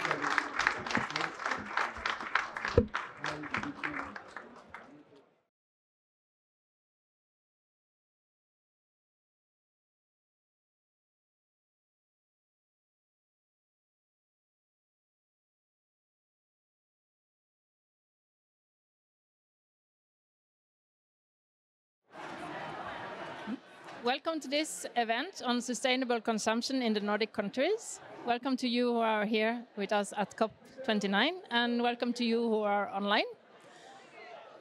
This session is going to look at the need for politics that are successful to reduce emission-based consumption emissions. And the event is a collaboration between CICERO, Center for International Climate Research in Norway, KTH Royal Institute of Technology in Sweden, and the Nordic Council of Ministries. In rich countries, consumption-based GHG emissions are typically higher than territorial emissions. We will discuss a recent report from the Nordic Council of Ministries with contributions from 26 researchers from the Nordic countries and reflect upon how Nordic collaboration can be beneficial to reduce emissions from consumption. And our first speaker is Merete Dotterud Leiren. She's a research director at CICERO, and she will talk about dilemmas of reducing consumption and emission insights from Norway.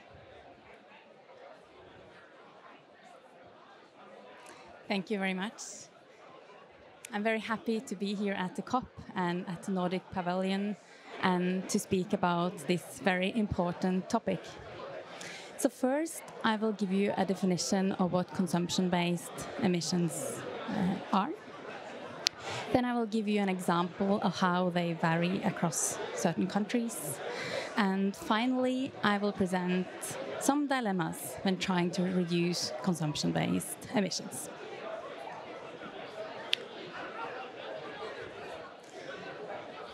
So the presentation isn't... Oops. It's not in the presentation. So.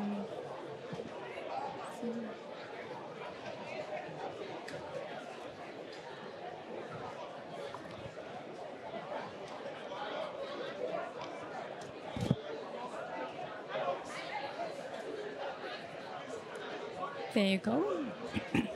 So consumption-based emissions include all emissions related to production and consumption of what we consume at home in our countries, regardless of where in the world the emissions actually occur. So for wealthy countries, consumption-based emissions are usually larger than the territorial emissions. And this figure shows how consumption-based emissions related to the production and consumption, what we consume, vary across some examples of countries. And this is relative to the territorial emissions, which you find in blue color, and the consumption-based emissions are in orange color. So in this figure, we've only included the fossil CO2 emissions. And the numbers are from 2021 because it takes time to update and gather the data. And this illustration shows that especially the two European countries included, France and Germany, they have very high consumption-based emissions compared to their territorial ones. US also have very high consumption-based emissions. So they are importing a lot of emissions. In contrast, we see that the consumption-based emissions in China and Brazil, they are not so different from their territorial ones. But if we would have included emissions also from forestry and land use, I think the Brazil one would look a bit different because there's a lot of deforestation for the purpose of producing goods like meat, soya, and minerals, also for exportation. Russia and India, they have lower consumption-based emissions than the territorial emissions. Russia is, for example, a very large exporter of fossil fuels, and India also exports a lot of goods and has a less wealthy population. So consumption-based emissions, they are important because if we want to save the planet, we need to start focusing much more on the avoid dimension of what we call the ASI framework. So the ASI pyramid shows 3 ways of cutting emissions. We can cut emissions either through avoiding consumption, so for example, by holding a meeting digitally rather than traveling by car to that meeting, or we can shift our emissions shift our consumption, for example, by taking the bicycle, walking, or the bus instead of driving the car.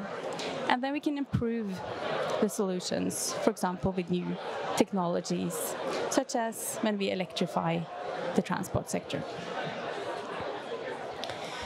In the society today, there's a lot of focus on the technological solutions, so the improved dimension. But to solve the climate change, there is also a need to change consumption behavior. In surveys, people express that they have a scientific understanding of climate change. A majority believes that climate change is happening and that human activities drive climate change. Still, however, they're not that inclined to do that much about it. In a climate survey carried out by Cicero among Norwegians, we find that a majority doesn't really want to eat less meat, or drive less fossil car, or travel less by airplanes. But they say they're willing to reduce the energy in buildings, so the energy efficiency, and also reduce food waste. So perhaps they're willing to do the easier changes. When trying to reduce consumption, a lot of dilemmas occur. In the food sector, for example, vegetarian or vegan foods that taste like meat, is a good climate-friendly alternative for people who love meat. Unfortunately, such meat substitutes are ultra-processed, and ultra-processed foods are increasingly perceived as being bad for your health. So interestingly, while this knowledge seems to affect the intake of plant-produced food, it doesn't seem to affect the intake of ultra-processed meat as much. At least in Norway, the consumption of meat remains stable. In the transport sector, the private car is the cause of many environmental concerns.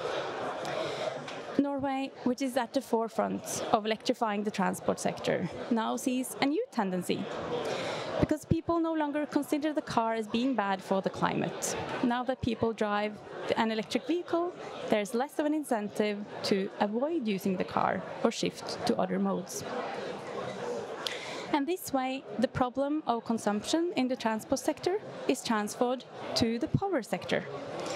And this is a sector where there are struggles with large resistance against wind turbines, and therefore many wind power projects fail to realize.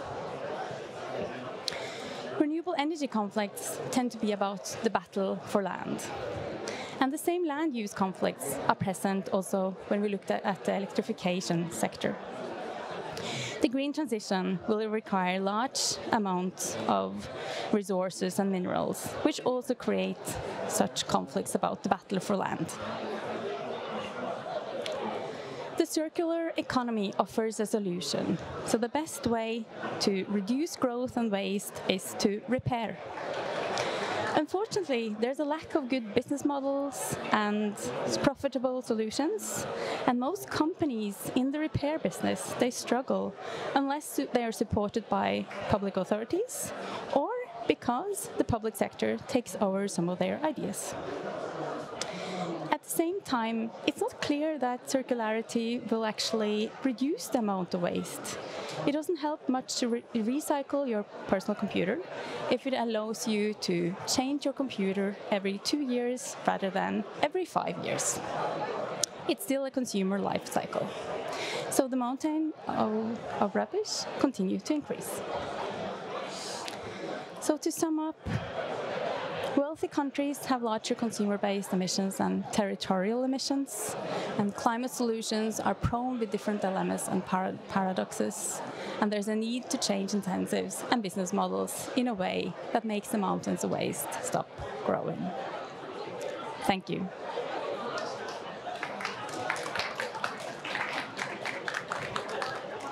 Thank you so much, Merete, and a lot of dilemmas that I look forward for having a discussion on in the panel.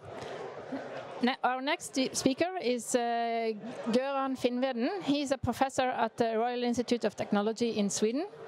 He will introduce us for policy options for reducing consumption-based emissions, taken from the report that this session is based on. So please go ahead, Göran. You are online and welcome to us. Thank you very much. And thank you for providing the opportunity to present the report that we wrote for the Nordic Council of Ministers. Is it possible to show my PowerPoint? Thank you very much. So this is the report. It was written by a team of Nordic collaborators representing all the 5 larger Nordic countries. Let's see if I can change slide. Does that work?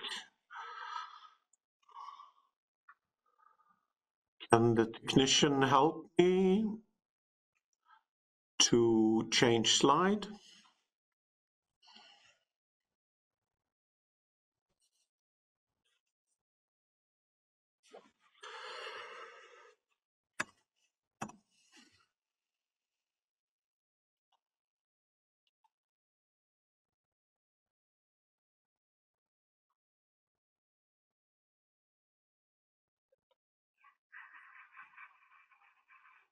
The next one, yeah, it's your. If you push the next one,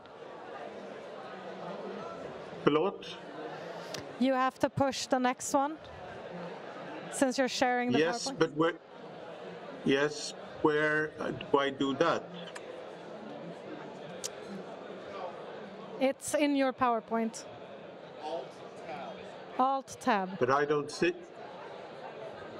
I don't see my power. I see your slides. I don't see my du kan minimera PowerPoint. Zoom. Here, no? Hello.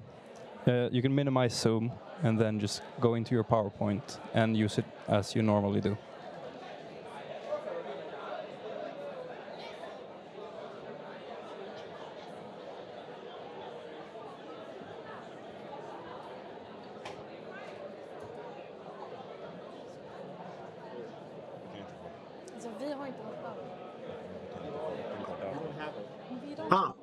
Now does it change? Yes. Thank you. So these are the consumption-based emissions of carbon dioxide, so not all greenhouse gases. Carbon dioxide in the 4 larger Nordic countries. So the yellow one, it's per capita emissions. So the yellow one is Norway, the red one is Finland, the blue one is Denmark, and the gray one is Sweden. And we can see that there is a decreasing trend. The emissions have decreased in all countries, but of course, so this is good, but of course it's not good enough because we need to go down to net zero in order to not continue increasing the temperature. So one can ask, why target consumption? Isn't it enough to focus on the territorial emissions that we have in our own countries? Well, there are some aspects to it. If there are limited technical possibilities to reduce emissions, it can be efficient to target consumption instead. Also, policies target production in one country can lead to production moving to other countries. We talk about carbon leakage, which can be avoided by targeting consumption. I think it's important to remember also that consumption-based policies is something that we have a lot of. It's not something new. We have a lot of consumption-based policies that are widely used and well accepted in society. One obvious example is VAT, which is we have in, if not all, most countries, and it's sometimes also differentiated. We have taxes on alcohol and tobacco. And we have, for example, regulations of hazardous chemical products, etc. We have a lot of consumption-based policies in our societies that are well accepted. Another aspect is that policies targeting consumption can support mitigation also in other countries. It may be difficult for one country to influence emissions in other countries, but through consumption-based policies, we can do that. So it is a useful tool in the toolbox. It is one of the tools that can be used, but it can, of course, be improved. In this report, we had an overview of around 100 consumption-based policies that are in use or that have been suggested. And 21 of these were further evaluated in a so-called Policy Delphi by Nordic experts from all 5 major Nordic countries. And the evaluation was based on feasibility and potential to reduce emissions. So this is a long list of policies. There are 100 policies. I'm of course not going to go through them, go to the general recommendations and some conclusions. The first one is to sharpen existing policies. It can be more effective to sharpen existing policies than introducing new ones, which takes more time. Typically.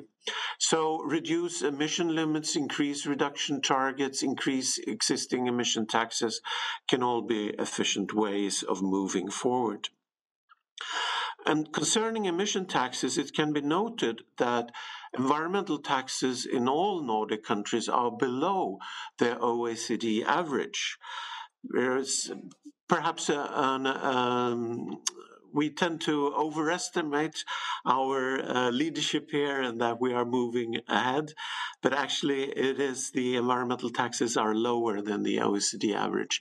And they are quite limited also in all countries. For example, in Sweden, the environmental taxes are less than 4% of the overall taxes. So there is a potential to increase them and use the other 96% to balance if there are side effects that we want to avoid. The second general recommendation is to get acceptance, use policy packages. By combining several policies in a package, we can increase acceptance and become more efficient. For example, combine taxes on pollutants with subsidies on better alternatives and compensation for groups that have no alternatives. That is one type of package that can increase acceptance and be more efficient. Another type can be to combine regulations with information, and then of course also it's important to note that information alone is quite inefficient. It's not very effective, but in combination with other tools it can be very useful. A third general recommendation is to increase the Nordic cooperation. The Nordic countries trade quite a lot with each other, so if we can have similar policies in several countries, it can avoid moving emissions and jobs through carbon leakage. A fourth general recommendation is avoid policies that increase emissions. So avoid, for example, subsidies that increase emissions.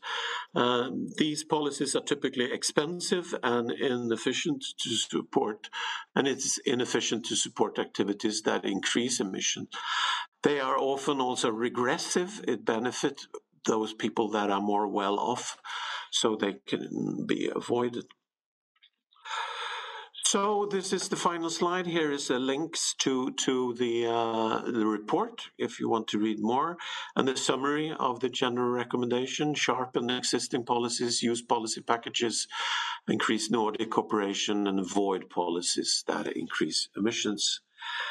Thank you very much. Thank you so much, Göran. And now we are very lucky to have a panel with representatives from the Norwegian and Swedish Parliament, and also a representative from civil society in Sweden and the Nordic Council of Ministers. So please come and have a seat.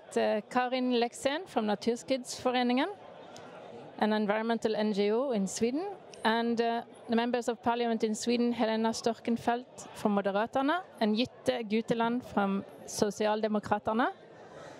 Then we have a Member of Parliament in Norway, Lars Haltbrekken, and we have Dan Kavilakso from the Nordic Council of Ministers, an official spokesman at COP.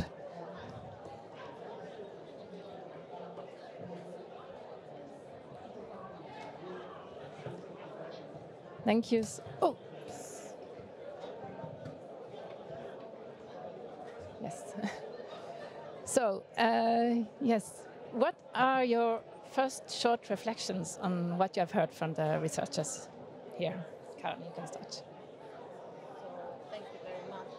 I think that, first of all, I'd like to really congratulate on a very important report. And it's very much welcome to highlight the importance of consumption-based emissions. We tend to forget those, and so we really appreciate that you are focusing on these. We think there is a need for a target on, and this is something that we have been pushing for a long time. Also, we appreciate the mention of carrots and sticks, the need for strengthening the tools we already have, but also to address the packages. It's really relevant to say that if the transition is to succeed, there is a need for a just transition that is also recognized as just, but without raising the emissions. And this is also what we appreciate from this report. Thank you. Helena? Thank you so much, and thank you for having me here today. It feels very weird to talk into a microphone and not hear myself being blasted out into the room, but it's ingenious, I must say. Many different thoughts. I think we're going to get into more of a broader discussion later, but in general, I think it's very good that it was also mentioned, I think in the first presentation, that somewhere along the lines that we need to understand that we are a lazy species. And that is something that we need to have in the back of our minds when we are creating policy as well.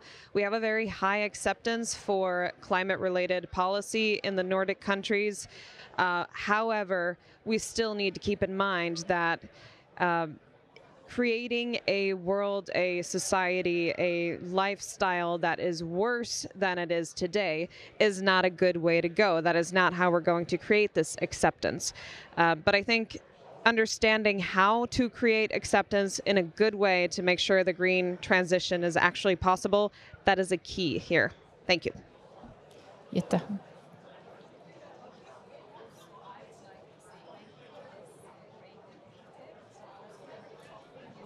Very timely and important.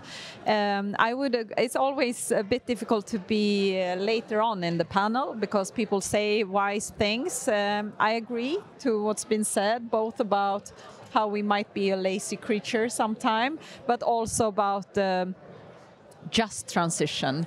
And I think it is extremely important to get people on board to change. Then we need the just transition as a base, because otherwise people will not vote for change and they will feel that they are the losers in this transition. But that said, to add something, I do think what we heard about the tax system is important too, and the pricing, because since we are lazy and we go for the alternatives that we have ahead of us, we need to work also on what's the incentives when you go to the store, when you book that travel, when you buy the car or not, or make a public transport instead. The incentives are money, and we need to create a better model there. Because I worked with the ETS system in the EU, because I was a former member of the European Parliament, and I worked in 2 reforms of ETS, and also the new in Fit for 55. We started also with ETS for shipping sector and also aviation to do more. And just to conclude, I really think the industry were helped by having incentives. So we need to do something broader also to help when you consume, and money is the word there. Thank you so much. Lars, please go ahead. Thank you, and thank you for the invitation. Yes, I think we need a target for the consumption-based CO2 emissions. And I agree with a lot of things that's been said. And I think that things should be easy for people to choose the climate-friendly ways of behaving. And in Norway, we have two examples. In 2016, we set a national goal saying that in 2025, all new vehicles that were to be sold should be electric vehicles. Today, 90% of all new vehicles that are sold in Norway are electric vehicles. And we have used the tax system on new cars to make it easier and cheaper for people to choose an electric vehicle when they are in the car store planning to buy a new car. The other example is from 2012, when the government decided that within 2020 no one were allowed anymore to use oil to heat their homes. And then we had a program for shifting from oil to other sources for heating the home, and people that used oil for heating their home got support from a state directorate to shift from oil to renewable heating.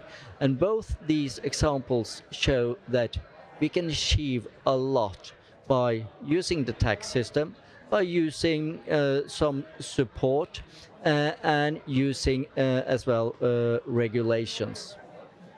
Thank you. These examples done. Yeah, hi everyone, and welcome also on my behalf here to the Nordic Pavilion. I think, well, I represent the funder of the report for the Nordic Council of Ministers, but I would like to say that one of the main kind of outlines for the report, which I really like, is the approach that there is no single silver bullet. We have an extreme urgency in climate action, as we all know. We don't need to start discussing, do we have an urgency? We all know that. So we need to focus on all possible things that we can do to get to the emissions.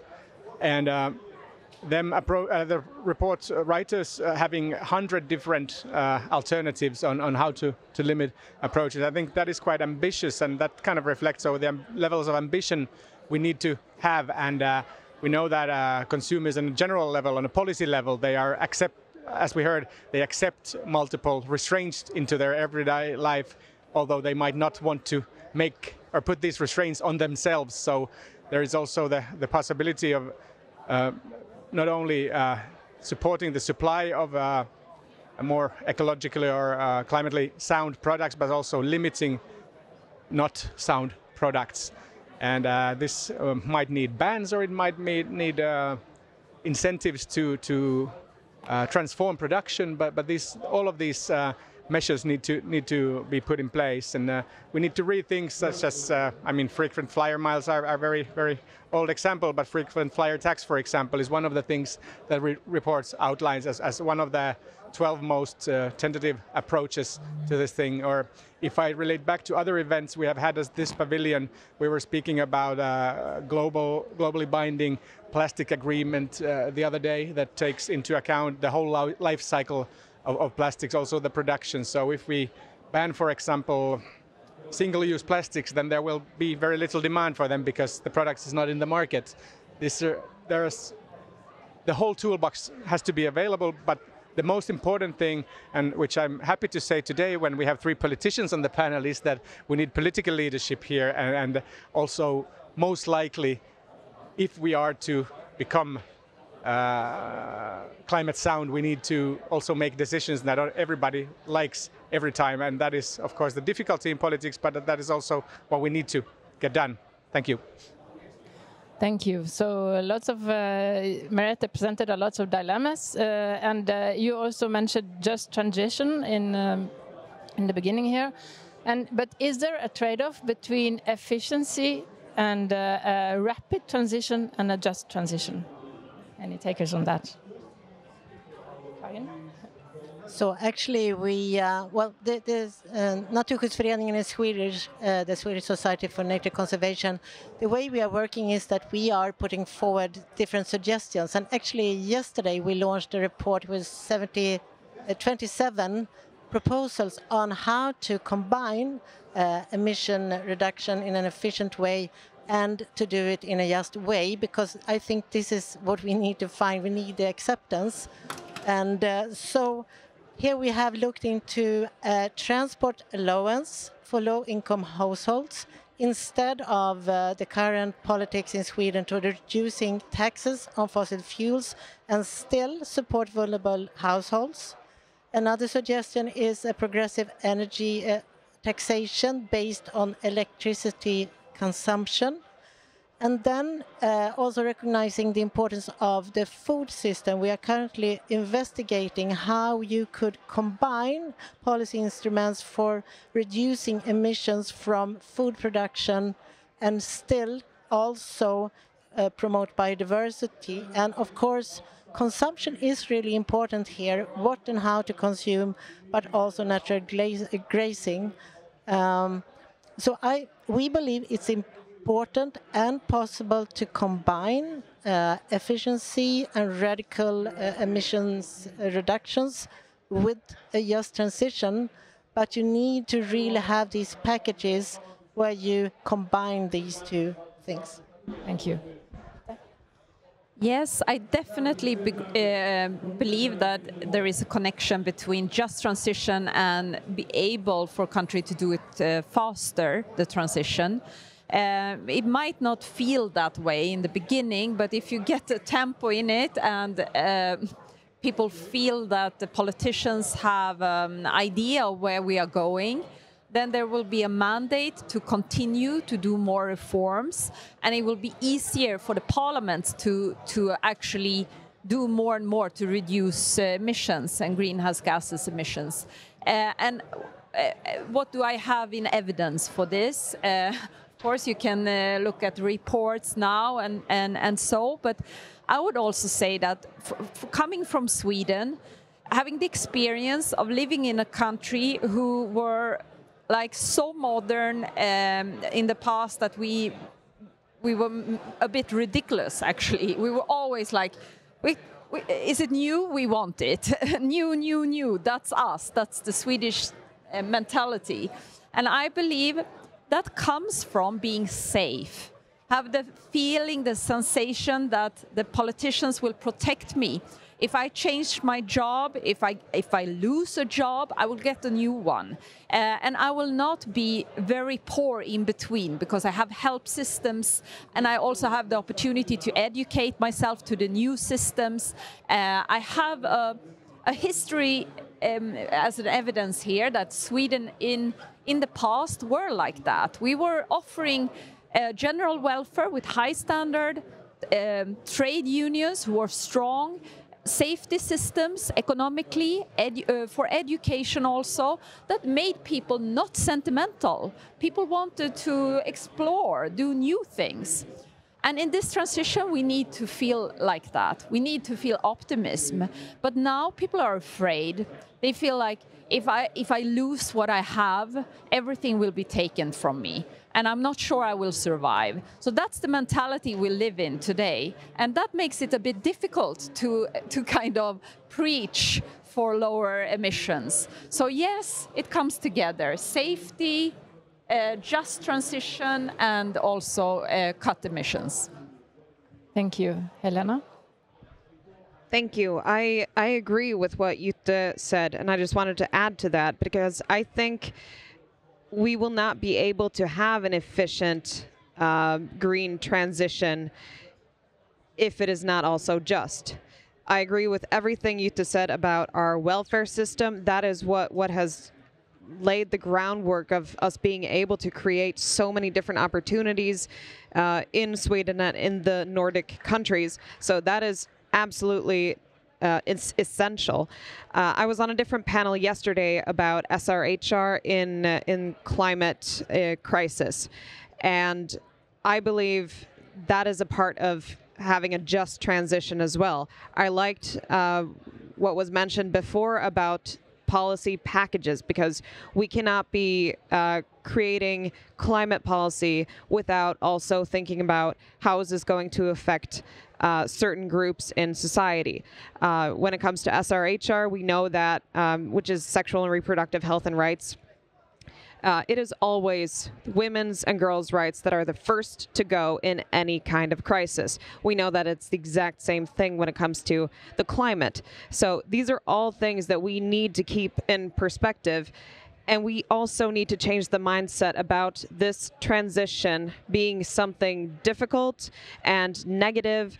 This is development, and that is how we need to start talking about the green transition. Thank you. Dan? At the Nordic Council of Ministers, we are founding our policies on three foundations. That's ecological, economical, and social kind of pillar. And so it's obvious that we need to have a just transition to keep everybody on board. I think that also in current times is very much related to societal resilience and polarization and issues as such. So these are, I mean, most importantly, when we look at the green transition and so on, and big social transformations, we need to realize that they affect all aspects of society, and we need to keep all our very rapidly aging population involved in this process, and that's extremely important for also the legitimacy of any such decisions that, as I mentioned earlier, are not always as easy for all population groups. Just this comment. Thanks. A lot of wise things are said, and I would underline that in combination with a ambitious climate policy to reduce the emissions, we also need a ambitious social policy for making our societies more equal, and that's important to make people safe. That even if you make it more expensive to drive a polluting car, there are other things in the tax system that will help those with the lower income. So that not every climate policy needs to be just in itself. No, and that's not possible.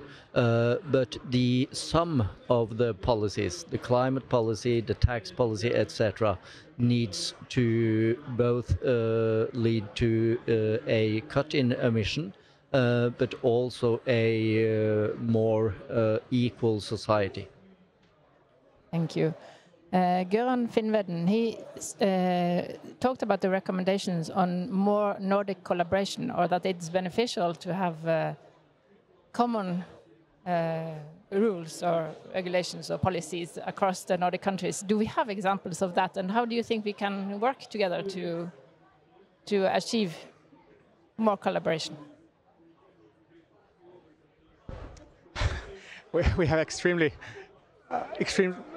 much example of good Nordic collaboration, but we don't have joint Nordic legislation except for that of those EU regulations which apply to them EU countries, and trade regulations that apply also to other signatories of other parties, regardless of EU membership. But there is no body for Nordic legislation, so that makes it, of course, very difficult to agree on things. But cooperation agreements can, of course, be put in place, and I don't know how exactly. I mean, you'd have to go into particular policy to look at how that is best advanced in the Nordic context. It's very difficult to give an overall answer to for example, on how to promote banning of short flights in the Nordics, for example, because that has to do very much with local traffic possibilities and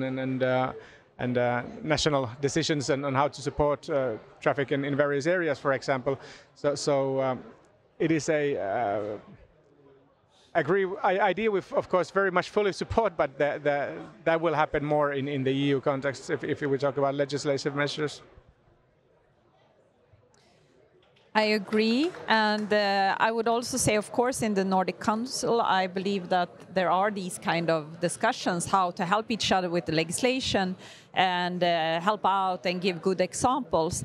And for me, as being a politician in Sweden, and I believe it's like that no matter what party we belong to, we learn from our sister parties in the Nordic countries, and then also by examples like in this week when we heard about Denmark and how there is a new climate tax that's proposed from a broad majority of the parties, that gives, of course, very important signal to us in Sweden that we need to cooperate on different angles on climate, and I believe that's helpful.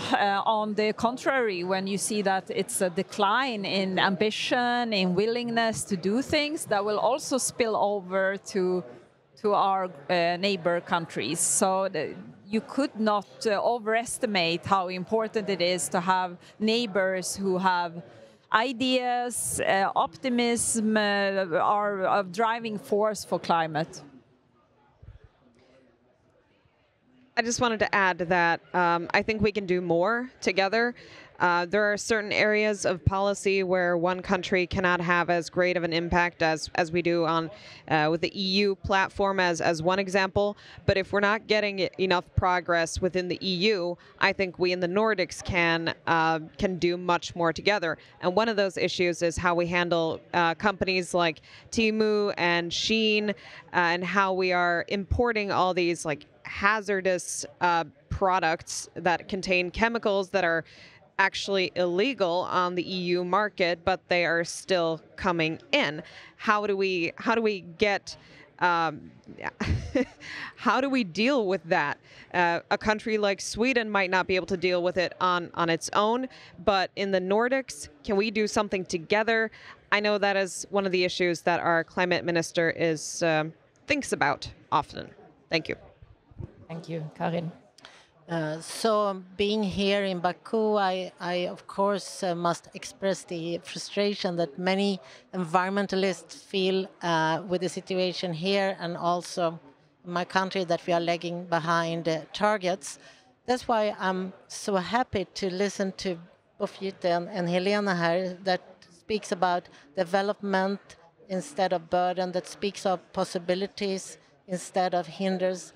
And I think something that the Nordic countries can do together is really to try together to shift the narrative and to try to build another story about this transition. Why it is important, not only as a burden, but also as a possibility. And there is a lot of common ground, I think, between the different Nordic countries. I think there is a strong need for a Nordic collaboration on really setting a good example to the world, especially right now. We really need hope. We need politics in the spirit that both three of you actually presented here. And this is something that the Nordic countries really could come forward with. I'm really longing for that. As you were saying in the beginning, we need political leadership, and we need a Nordic leadership, I think, right now. And that goes also with civil society. We need a strengthened civil society within the Nordic countries as well, and that is also something that we are working on. Thank you, Dan, and then Lars. Yeah, just to add on a little bit, I talked about the legislative power, but that's not, of course, all. We also have other sort of advisory power or softer powers. And for example, one of our flagships at the Nordic Council of Ministers and in the Nordic cooperation is the Nordic nutrition recommendations, where 400 researchers, leading experts, have put up recommendations on what we should eat. We know how important the food system is for emissions, and here this ideally. When we are eating healthier, more plant-based and so on, that will ideally also be ecologically just, but then combining this, for example, with public procurement or issues like this can have big impacts, although it does not necessarily require any change in legislation. And there are a lot of things we can do in each country regarding things like Temu. We could make it cheaper to buy used clothes and more expensive to import those clothes. And those are things that we have proposed in the Norwegian Parliament, because you can import clothes up to 3,000 Norwegian kroners without paying tax for it, which is a support for ideas like Temu. So let's remove that that freedom and instead put a tax on those clothes from Temu and others selling this actually garbage, and make it easier and cheaper to buy used things. Thank you so much to the panel. This is the time is unfortunately up, but we have been given a lot of food for thoughts and ideas, and I hope that we can strengthen the Nordic collaboration for the future. So thank you so much, and please give a hand to the panelists and the Thank you. Thank you.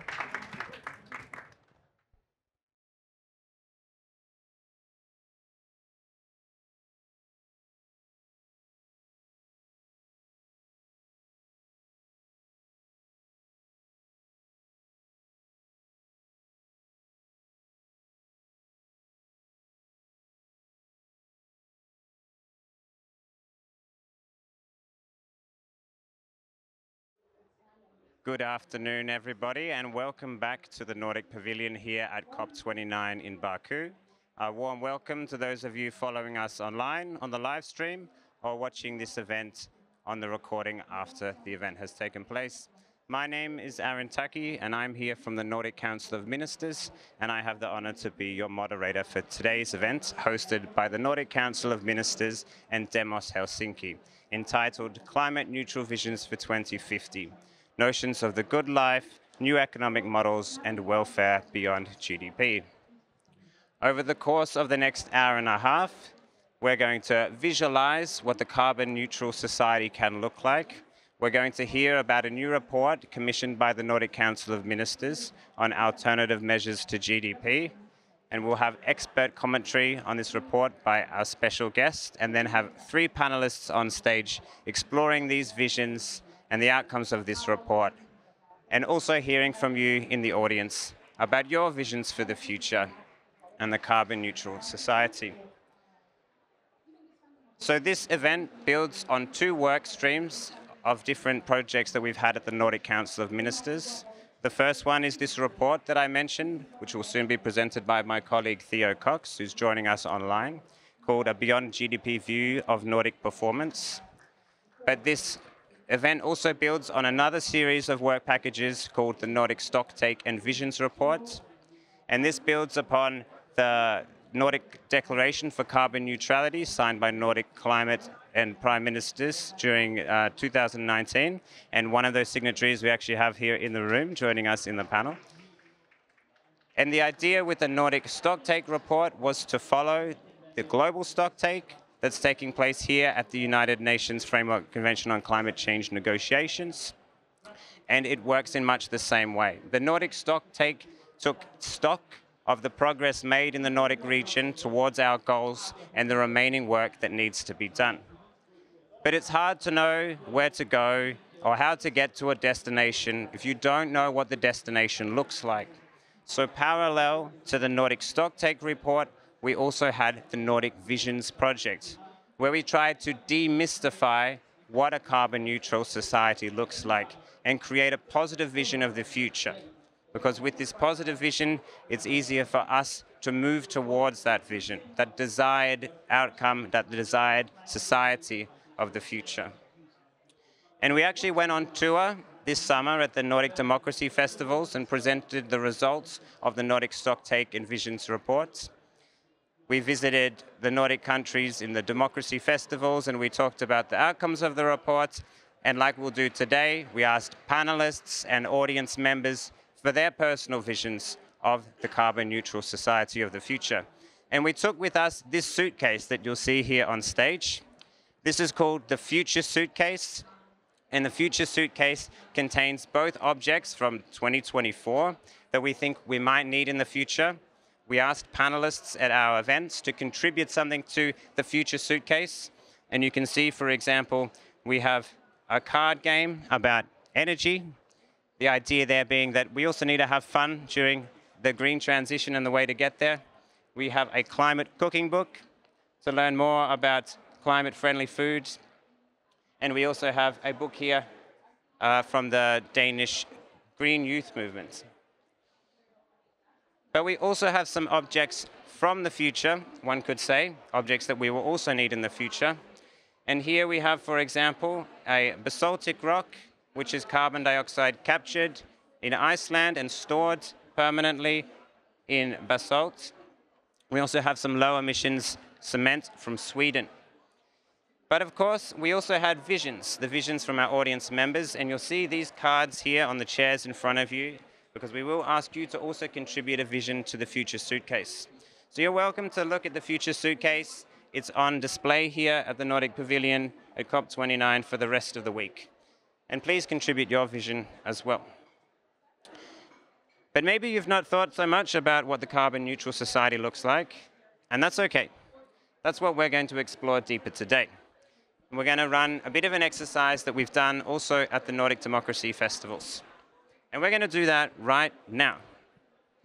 So what I'm going to ask you to do, if you want, I invite you, you may close your eyes, but if not, avert your gaze, maybe lower your gaze.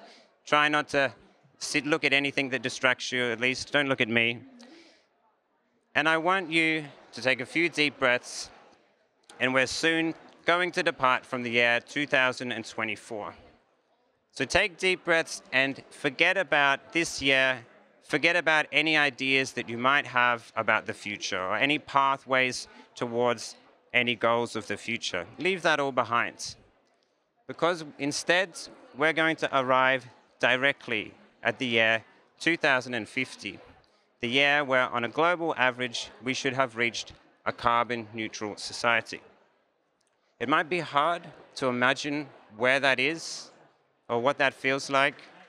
So perhaps think of some people that you know. Think about how old they might be in the year 2050. Perhaps think of some children that you might know, because there will be a big age jump when they're living in the year 2050. Children of people you know, your own children or children that might come into the world. And try to find a setting for the carbon neutral society.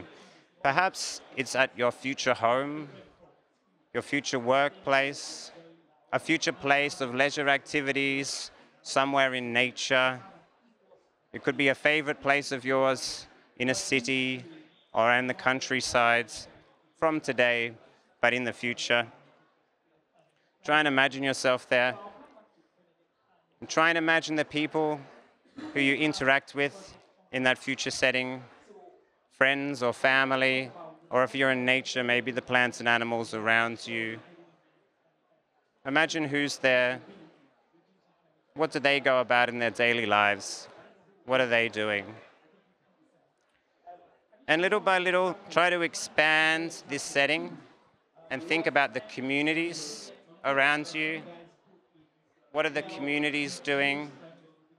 Perhaps think about places of education, schools, for example, or parks, ecosystems, or maybe workplaces.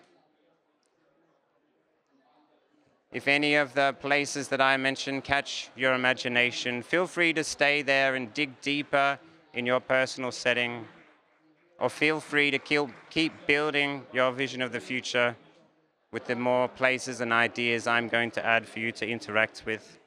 Completely up to you. You might think about places of culture or art or sports. But then let's expand our vision a little bit more and think about how this society functions. How are decisions made in this society? How do we move around in this society?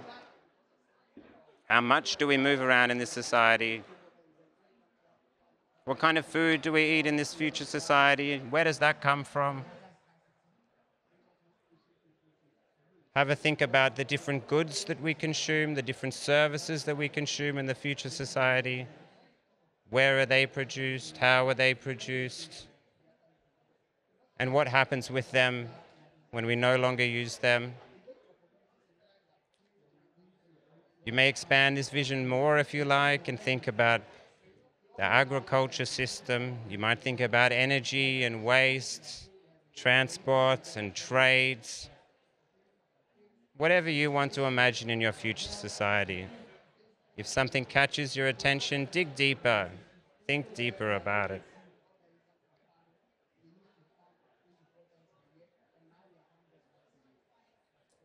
And as you reflect more and more about this future society, start to ask yourself, what is a good life in the future society? How do the people around you define what a good life is and good life quality? What are people doing with their time and resources, their free time, for example? Dig a bit deeper.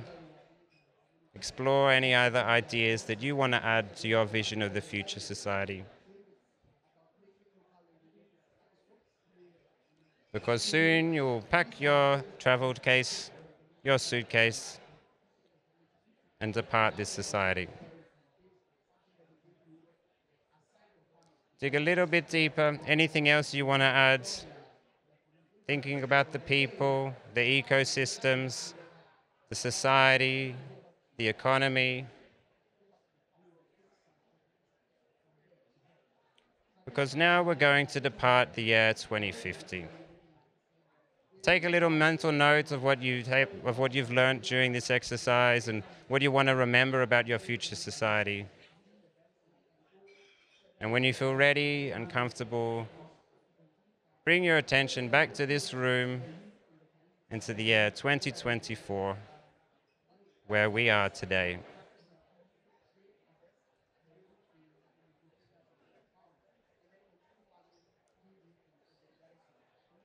Great.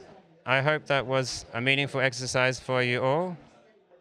I know at least one person in the audience has done this exercise before, but every time you do it, I'm sure you add to your vision of the future society. And soon we'll hear more about that. But now we're going to leave our future visions behind for a little while. Soon we'll come back to them. And I'm just going to check if Theo Cox is on the line. Hi, Theo. Can we get a hello from you? Hello. Great to be here. Yes. Can you hear Theo? Fantastic. So Theo Cox is from Demos Helsinki, and he was the project leader for the report that I mentioned earlier, Beyond GDP View of Nordic Performance. Theo, you've had quite a lot of insights, I imagine, from doing this project, and we're very eager to hear about what this might mean also for the good life in 2050. But I'll give the word over to you, Theo, now, and we look forward to hearing about the report. Thanks so much, Aaron. And thank you all for being here with me today. It's a great pleasure to be speaking to you. So, as Aaron mentioned, I'm a senior expert at the think tank Demos Helsinki. We're globally operating, entirely independent, and on a mission to fight for a fair, sustainable, and joyful next era. Now, the image on the slide after this one shows the impact model we use to guide our efforts for change. And as Aaron mentioned, we've been privileged to work with the Nordic Council of Ministers on an upcoming report which analyses the Nordic countries through the lens of beyond GDP metrics. And I'll be taking you through that work a little bit today. But I'd like to start by asking you a question.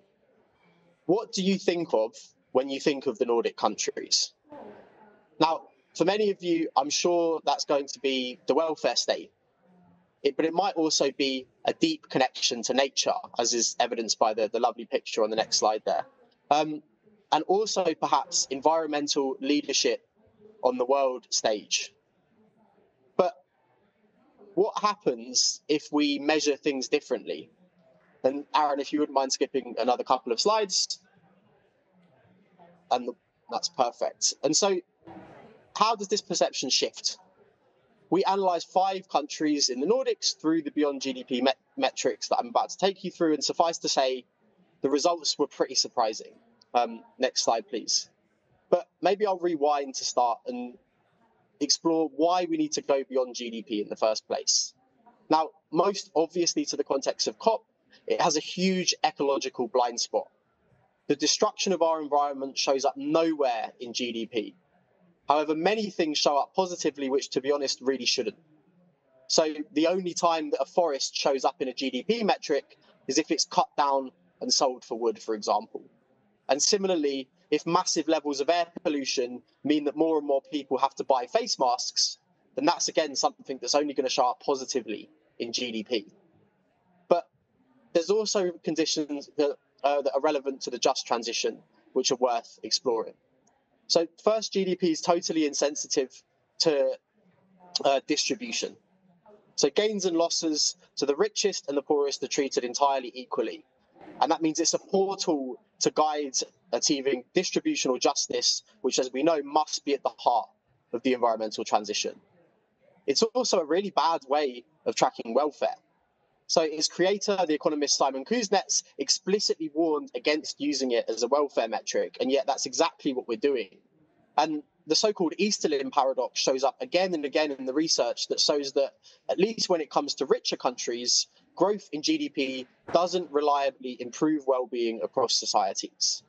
So to conclude, a focus on GDP is a poor way of achieving well-being, it's a poor way of achieving it inclusively, and it's a particularly poor way of achieving it sustainably. And that's why we've got to look beyond it. Next slide, please, Aaron. So to do so, we've selected 3 metrics by which to examine the Nordics. And the paper gives a little bit more detail on how we selected these, but for the moment, I'll just take you through each of them in turn. So to start on the next slide with the Sustainable Development Index. This was created by Professor Jason Hickel, some of you may be aware of, at the University of Barcelona, Autonomous University of Barcelona. And it's an adaptation of the UNDP's Human Development Index and its planetary pressures adjusted cousin, the PHDI. And it's meant to give what it claims to be a more realistic picture of sustainability than particularly the PHDI. Now, it's based on 5 indicators: education, life expectancy, income, CO2 emissions, and material footprint. And the first 3 of these are used to calculate a development index, which is then divided by ecological overshoot as calculated based on the last 2 of these indicators. Now, it's important to say that it accounts for consumption rather than just production-based impact, so that it also stuff that's embedded in trade. And this is really essential given the offshoring of production from rich countries that we see in the modern world. It also interestingly caps the value of income at $20,000 US, as Hickel argues basically that under the right policy conditions and the right choices, this should be adequate for everybody to live a flourishing life within planetary boundaries. So in other words, being astronomically rich only gets you so far under the Sustainable Development Index. We also used the Transitions Performance Index, as is summarized on the next slide. And this was developed by the European Commission to determine performance in a transition to a fair and prosperous sustainability. Now, it's measured, therefore, for the EU as well as 45 other countries which are deemed relevant. And based on 4 dimensions of transition, namely the economic, social, environmental, and governance dimensions, with each of these having 4 indicators underneath them. Now, it's important to note here that this is a relative, not an absolute measure. So a country's performance is only relative to the other countries which are measured, rather than against some kind of objective set of criteria.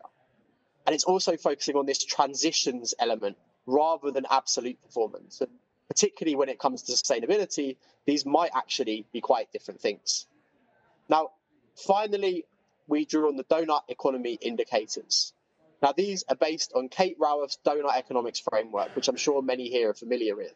And this outlines what's known as a safe and just operating space for humanity. And the indicators are meant to track how far outside of that a country may be operating. And so they measure transgressions of the ecological ceiling, so things like CO2 emissions, material footprint, and so on, as well as what's called the social foundation, so the bare minimum social provision we should expect. So this is things like life satisfaction, life expectancy, educational outcomes, and so on. And performance across all of these indicators is non-aggregative. So we can't in any way kind of counterbalance performance in one area against another. We have to look at each of them on their own merits. Now, unfortunately, because of the complexity of these indicators, there are data issues. So there's no official set of donut economy indicators. A number of papers have created them, and the one we use was the most comprehensive of the lot, but utilizes time series data only running up until 2015, so already quite old. And similarly, there was no data for Iceland, and so thus this had to be excluded from our analysis using this metric. But what was the headline of our research? Well, the next slide indicates that while the Nordics' kind of reputation as strong social performers is rightly held, they are doing this at massive costs to sustainability. So every Nordic country is significantly overshooting the planetary boundaries which we must maintain to avoid environmental breakdown. So I'll reiterate this. Every Nordic country is operating at a level of unsustainability which is fundamentally steering us into catastrophe. This is the headline of this research. But to dive a little bit deeper, the Sustainable Development Index is the perhaps most stark illustration of this effect. So based on the most recent 2022 data, the performance of every Nordic country worsened over time, as you can see on that top graph, or the bottom graph there. And not only this, but all countries scored lower than the EU average. And we're actually pretty alarmingly close to the bottom ranked country at rank 163 of Qatar. So that kind of gap, particularly between the likes of Norway and Qatar, is really not very big at all. And this is based on worsening embedded material footprints and embedded carbon emissions in consumption, and also this income cap, which means that the Nordics' exceptional wealth can't counterbalance this poor ecological performance. Now, the Transitions Performance Index gives a bit more of a mixed picture. The TPI shows that the Nordics are ranked as top performers overall, and all of them except for Iceland do outperform the EU average in their kind of overall transition score. Unsurprisingly, it's the social and governance dimensions that are doing a lot of the work here, and they're ranking the strongest for each country in the Nordics. So they all kind of have the same sort of primacy of these dimensions. But even in the relative rankings of the TPIs, even relative to the rest of Europe and the other countries which are measured, environmental performance is the most lacking in the Nordics. And every Nordic country other than Denmark scores below the EU average and far worse than it scores on the other dimensions, as can be seen by that second graph there. So even here, which is a far kind of lower bar than the other two metrics, the Nordic environmental performance is lacking. And finally, when we come to the donut economy indicators, we can see that the Nordic reputation, once again, as top social performers holds. So, and I can only apologize for the size and complexity of these graphs. As I said, there's a lot of indicators. But the Nordics outperform the EU average everywhere across the social indicators, other than Sweden regarding nutrition, which I think, given this was measured in 2015, we can safely assume will have improved by now. However, again, when we turn to ecological performance, the picture's again really stark. So the Nordics perform worse than the EU average across almost every biophysical indicator.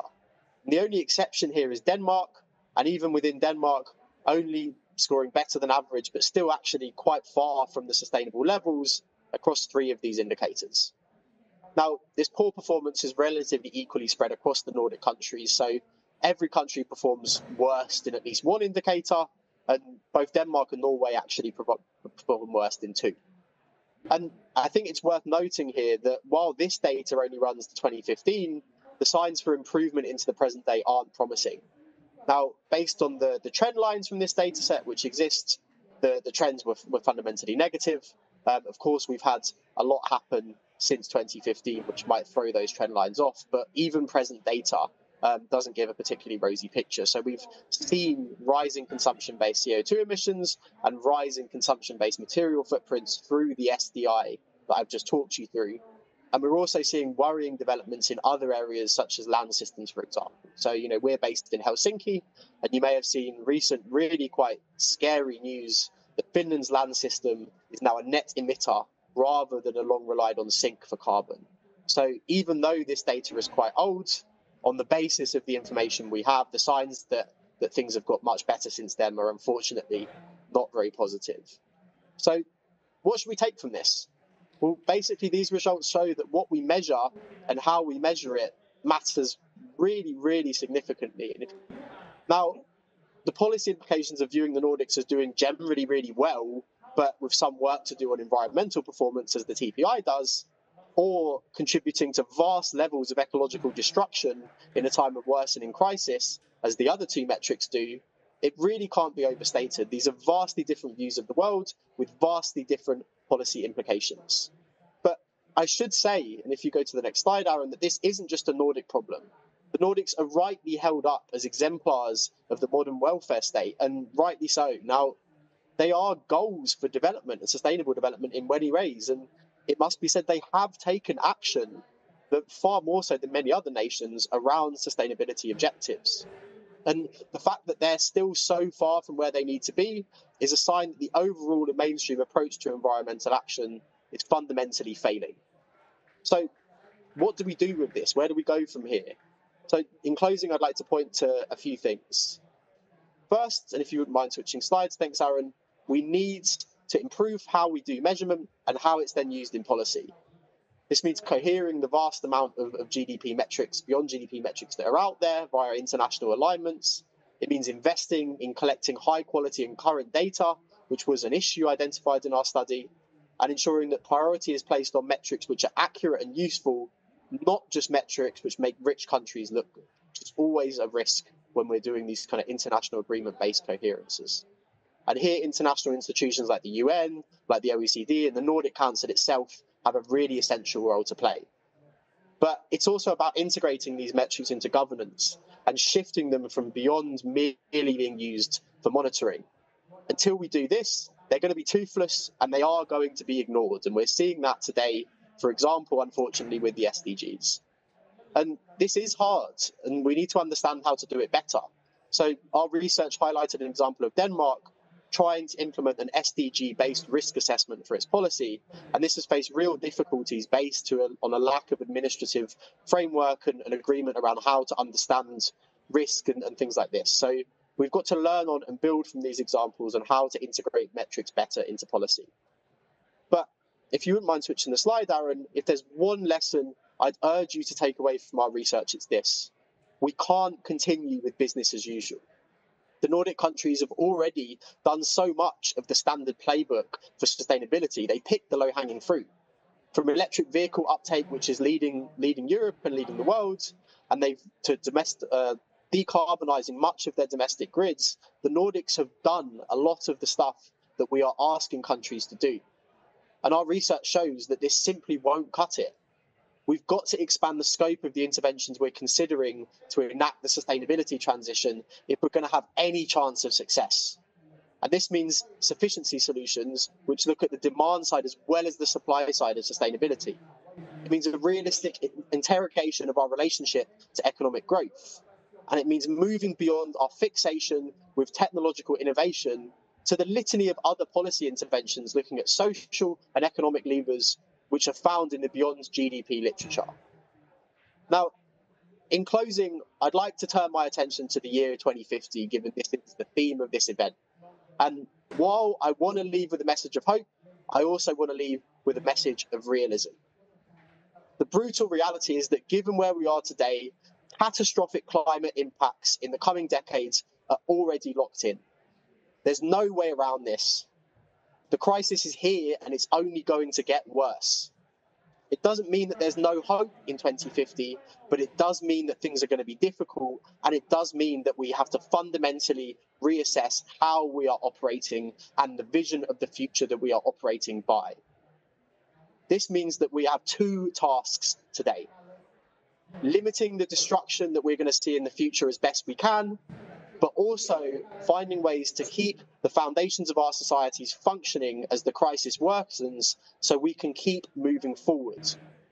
A truly beyond GDP approach is the only way that this can happen.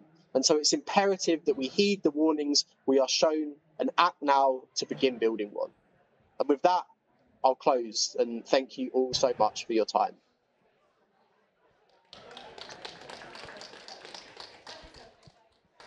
Thank you so much, Theo, and thank you to the whole project team for this very rigorously researched report, which has valuable insights for all of us here in the room, I am sure. Shortly, I'm going to invite on stage a special guest commentator to reflect on the report, but we want to keep interaction high in this event, and since it's a lot about understanding your own future, we're now going to take a couple of minutes for you to speak to the person next to you. And I have two questions that I hope you can ask to each other and answer to each other. That was, what was your vision for the carbon neutral society when we did this exercise? And then a reflection on the report, if that changed anything about that vision that you had for 2050. So not so usual here at a COP side event to ask the audience to talk to each other, but please do, we'll have a few minutes. And for those listening online, take this moment to reflect a bit deeper on your vision and on the report that we just presented. Thank you.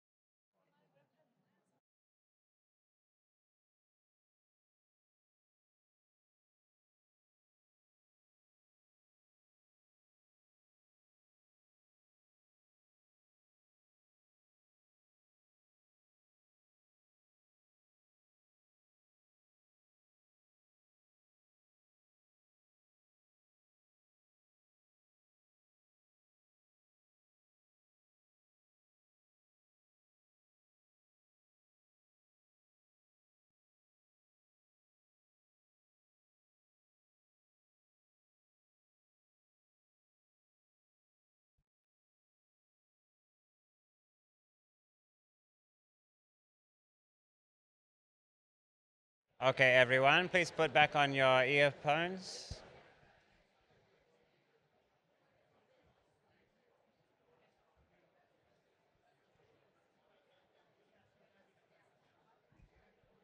And shortly, I'm going to ask for some reflections from the room. But now that perhaps your vision is very clear, can I just ask for half a minute in front of each of you or on the seats? You should each have one of these cards.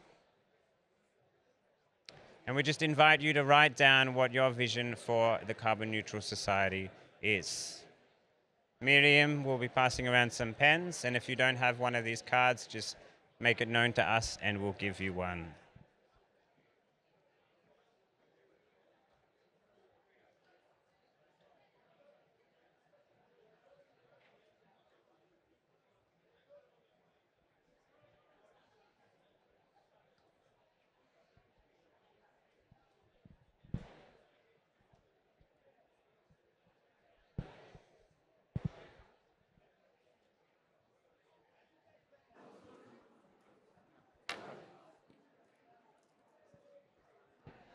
And those of you following online can also do the same.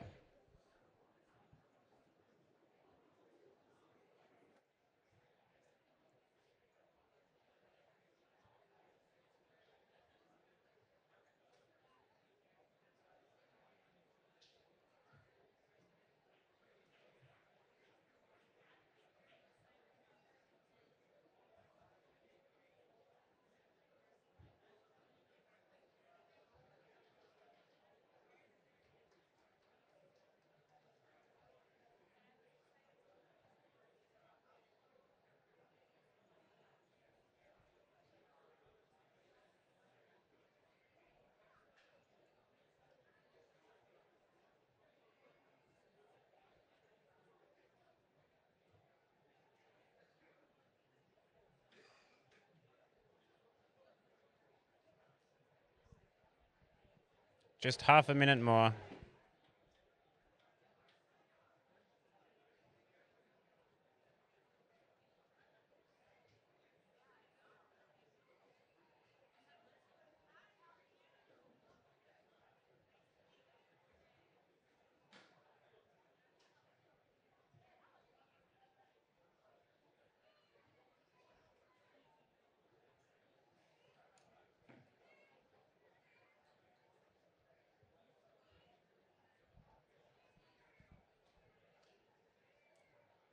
Great to see so much writing. I'm sure you have some very vivid future visions.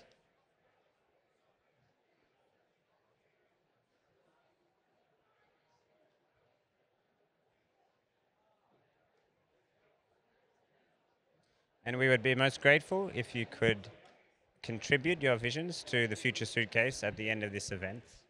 We would love to have a read of them and see what your visions for the future are.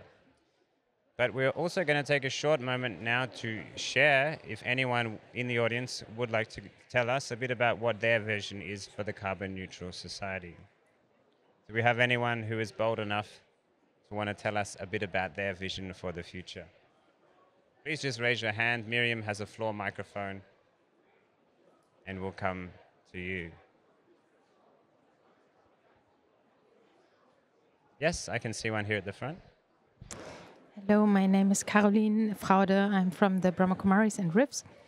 And my vision is that humans are so much in tune, in touch with every form of life around them, that they actually are able to perceive the other. So like in a human relationship, some people are more sensitive and are able to perceive needs and boundaries of others, and others not at all. And my vision is that we develop as human species into a way of being, a culture of being with each other, in which we are so subtle or so aware that we perceive these boundaries naturally. Thank you so much. Would anybody else like to contribute a vision?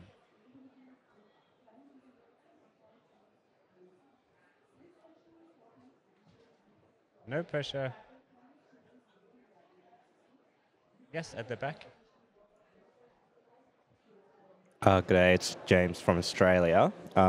My future society is kind of focused around the idea of equilibrium, the idea that you can continue on for hundreds and thousands of generations, on and on with renewable power and consuming just the right amounts, not increasing that consumption, not really focusing on increasing your GDP too much, and being happy with the society and the people that are around you, to the point where if you look to indigenous peoples, they've been able to maintain and be custodians of the land for hundreds and thousands of years. And I'm not sure, but I would hope that society would be able to get to a point where that's possible as well.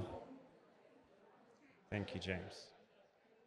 Could I ask one last person if anyone would like to share their vision?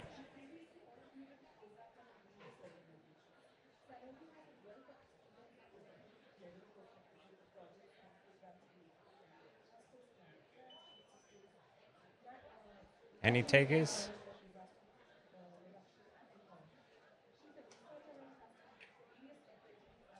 Okay, no worries. But please do share your visions in the future suitcase so that anyone coming and visiting our exhibition can read about your vision for the future carbon neutral society. I'd now like to invite our special guest, Isabella Levine, on stage. Isabella.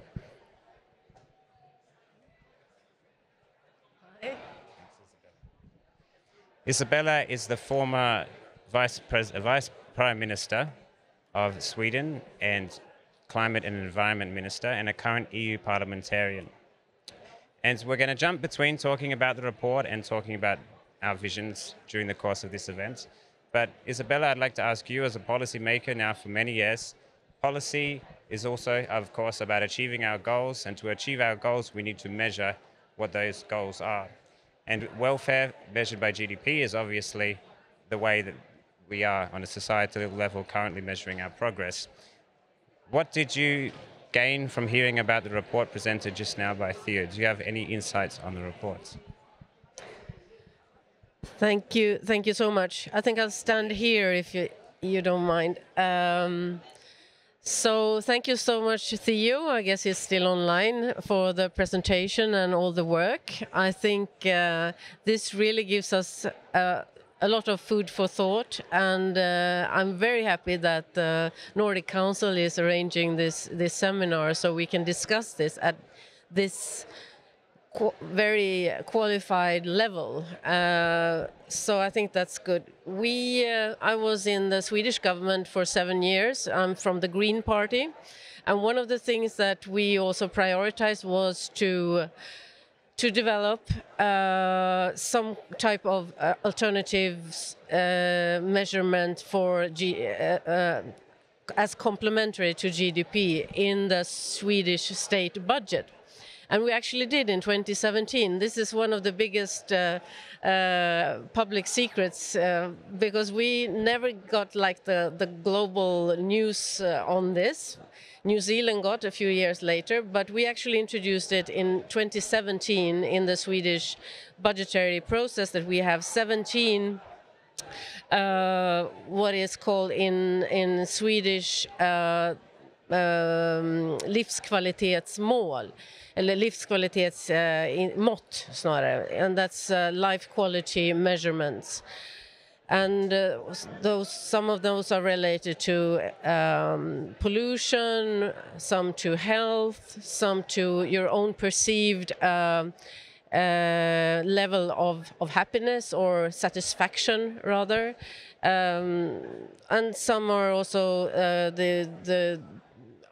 around being the psychological wellness.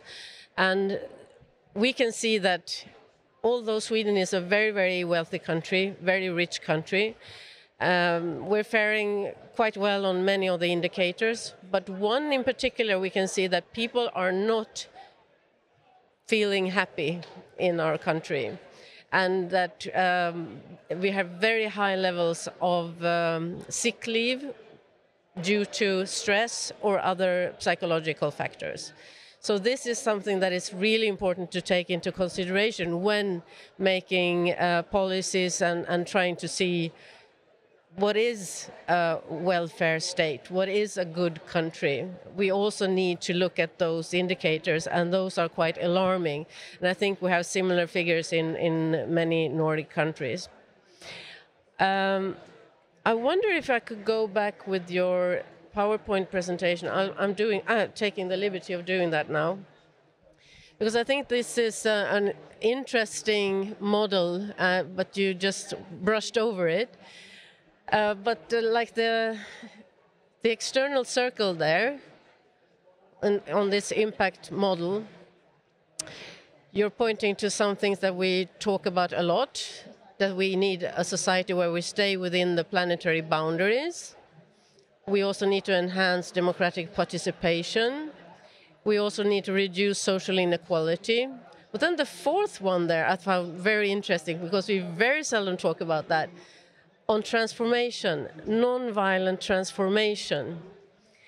And I think today, when we're discussing on the need to go to a fossil-free society, a new society, people are expressing more fear against that transformation than they are for the climate crisis itself.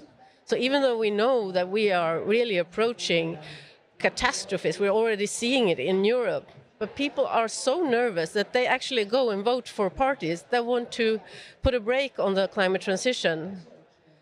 And that is very interesting. And I think what you're pointing to there, non-violent transformation, is something that we need to talk more about, the fear of transformation. And that we now have such polarized discussions all over the world. If you look at the US, it's very, very obvious, but also in the EU, where far-right parties are using the climate discussion and debate and the transition as exactly their point to raise more fear in people, to have them vote for their parties. So I think we need to look more on that. And what could that mean? Well, it has to do with having common values that we all can agree on. With that, you need also leadership. You need leadership from civil society actors, religious leaders, but also politicians that really say that what matters is not only GDP, it's not only economic growth, but it's actually well-being in a deeper sense. You had some other interesting words on the slide, which I noticed.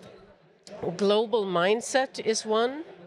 I think that is something we're going in the totally opposite direction now. But in order for us to save the planet and also have peaceful societies, we need to have a global mindset. We need to have global solidarity. We need to understand that without cooperation, we cannot save the climate, we cannot save our ocean, and we will have great difficulties living in peace with each other. So that is also something we need to focus very much more on, creating the sense of solidarity. And that takes a lot of political leadership as well. But with that said, we also need a thriving social living civil society community.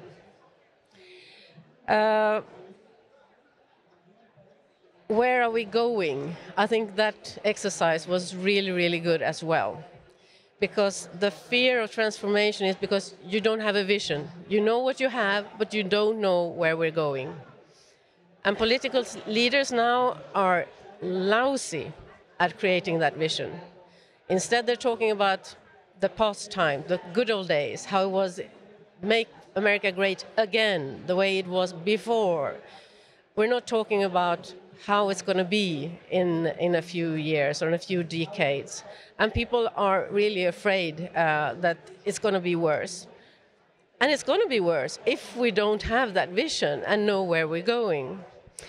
And I think during the exercise, you asked a lot of questions, and I saw some nice pictures inside of my head on living more an urban but still nature close life with urban farming and lots of collective transportation, and children could play in the streets and so on.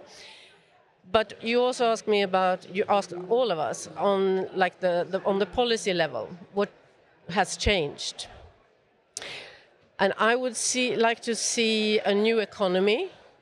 I would see that we need to have some types of global taxes on financial transactions, on all these things that are really global, that could go to the global good.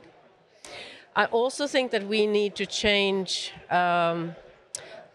what we deem as a crime and recognize ecocide as one of the big crimes against humanity to the International Criminal Court.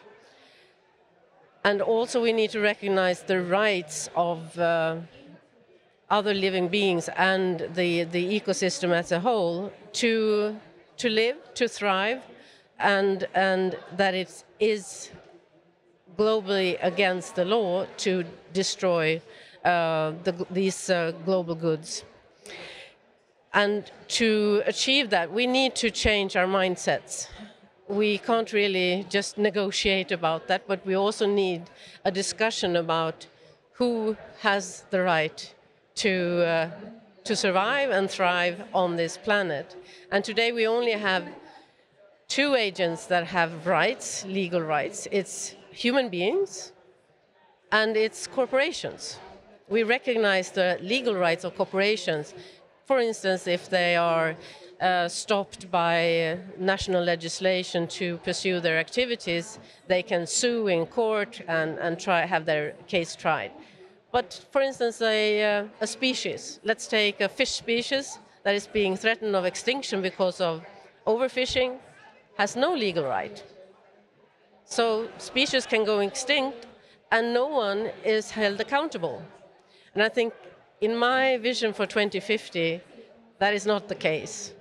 Then we actually have a responsibility to respect the rights of nature, and there should also be accountability and enforcement if you don't respect that. And I think that's necessary. And I think we have the tools as a global community to do those things. So, so to finish, the findings in the report. It's a bit surprising, I must confess. I'm of course aware that Sweden and the Nordic countries are really responsible for a lot of resource extraction through imports and consumption and through trade, and that we are over-consuming and that our ecological footprint is really, really big. But if you kind of combine that with our social policies and our internal environmental policies, I would not have expected that Sweden and other Nordic countries would fare worse than France, Italy, or the UK, as we see in this index, Sustainable Development Index. So I'll have to dig deeper into that.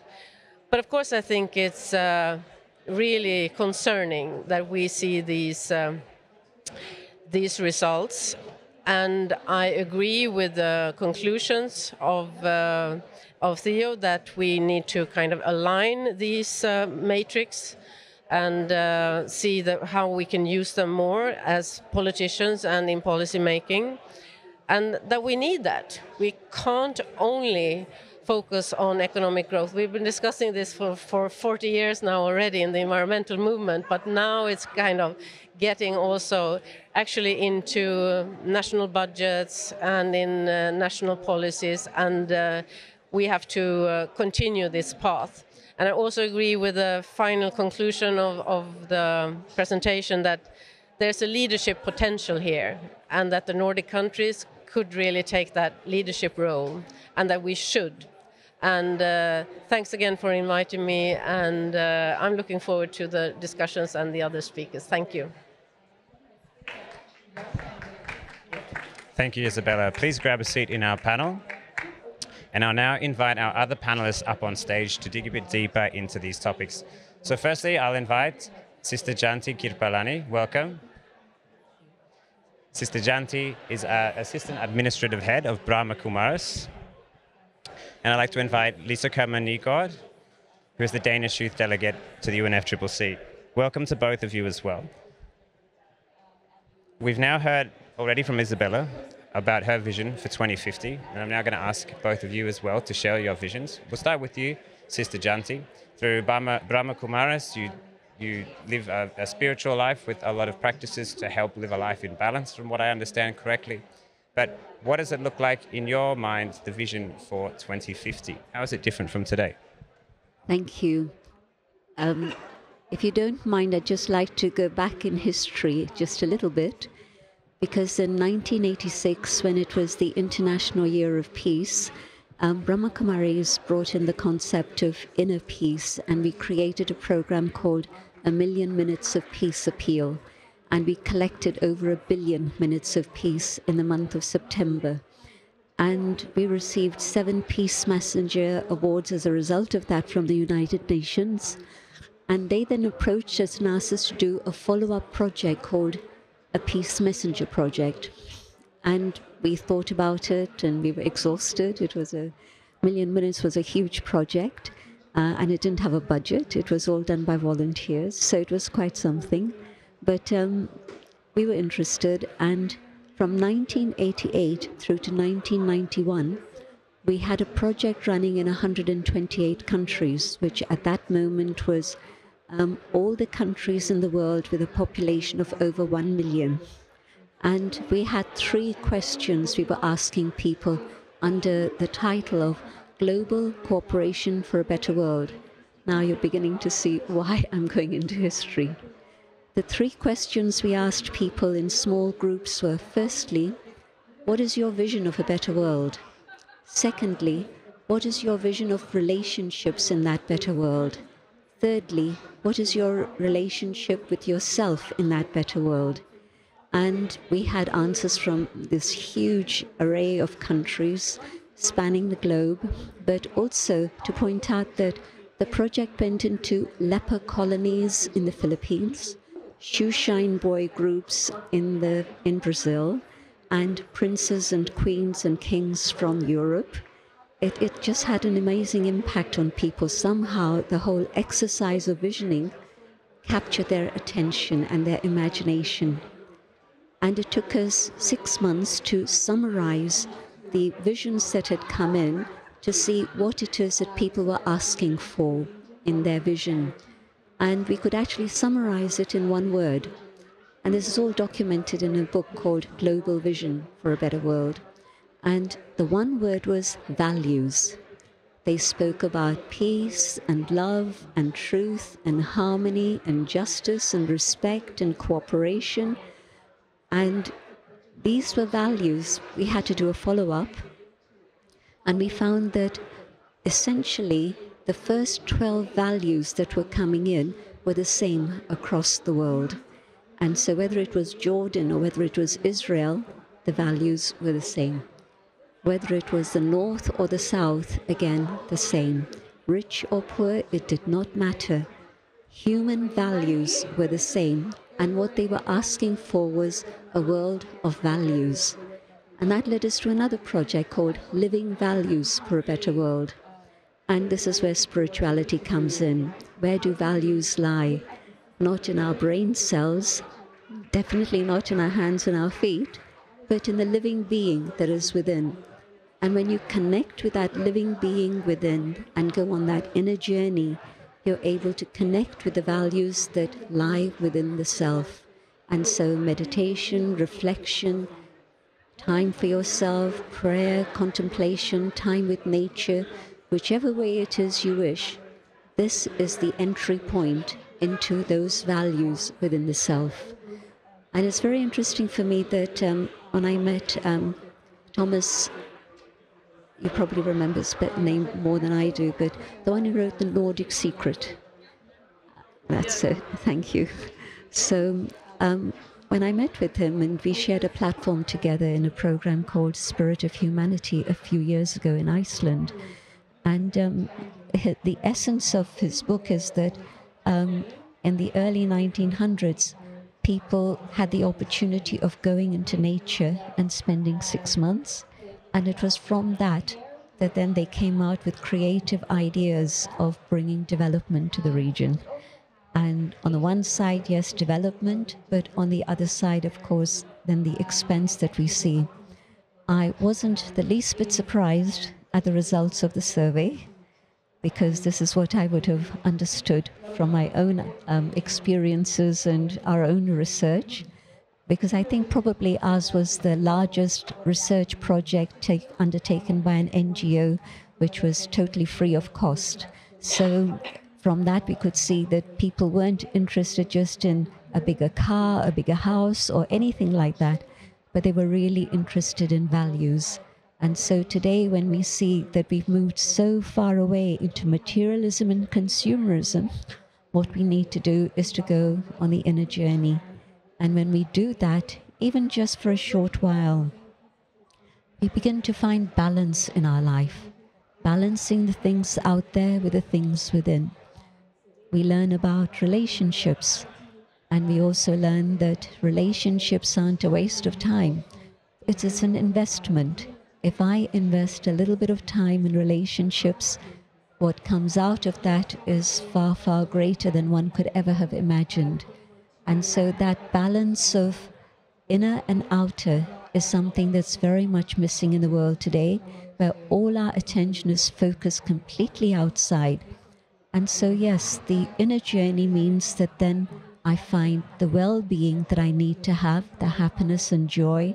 All of this lies within and then is expressed in my relationships out there. It also means that the vision that one has, that I have of 2050, is that it'll be a world in which people have been pushed to the brink through the things that are happening today, probably within the next decade. It's not far away, but we're at the brink. And I think that the situation now is such that many, many people are realizing that the answers lie within rather than just outside. And so maybe humanity reaches that brink and then says, okay, things are not working, what we need to do. And once you go on that inner journey and you find those values that are within you and you start using them in your life and expressing them in your life, it means that you're at peace with yourself, you're at peace with others around you, and you're at peace with all forms of life and also with nature itself.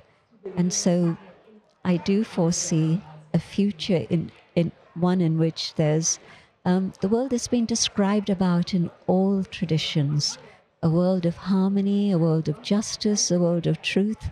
I don't dismiss that as just a dream or something up there in the sky, but I think human beings have that capacity to allow the goodness to emerge and to be expressed in our life, so that then truly together we create a better world for all, a co-creation, human beings together, working together cooperatively, collaboratively, but also the connection with the divine playing a role within that, allowing us to move in that right direction. So it's a beautiful vision, and I'm sure we're going to get there.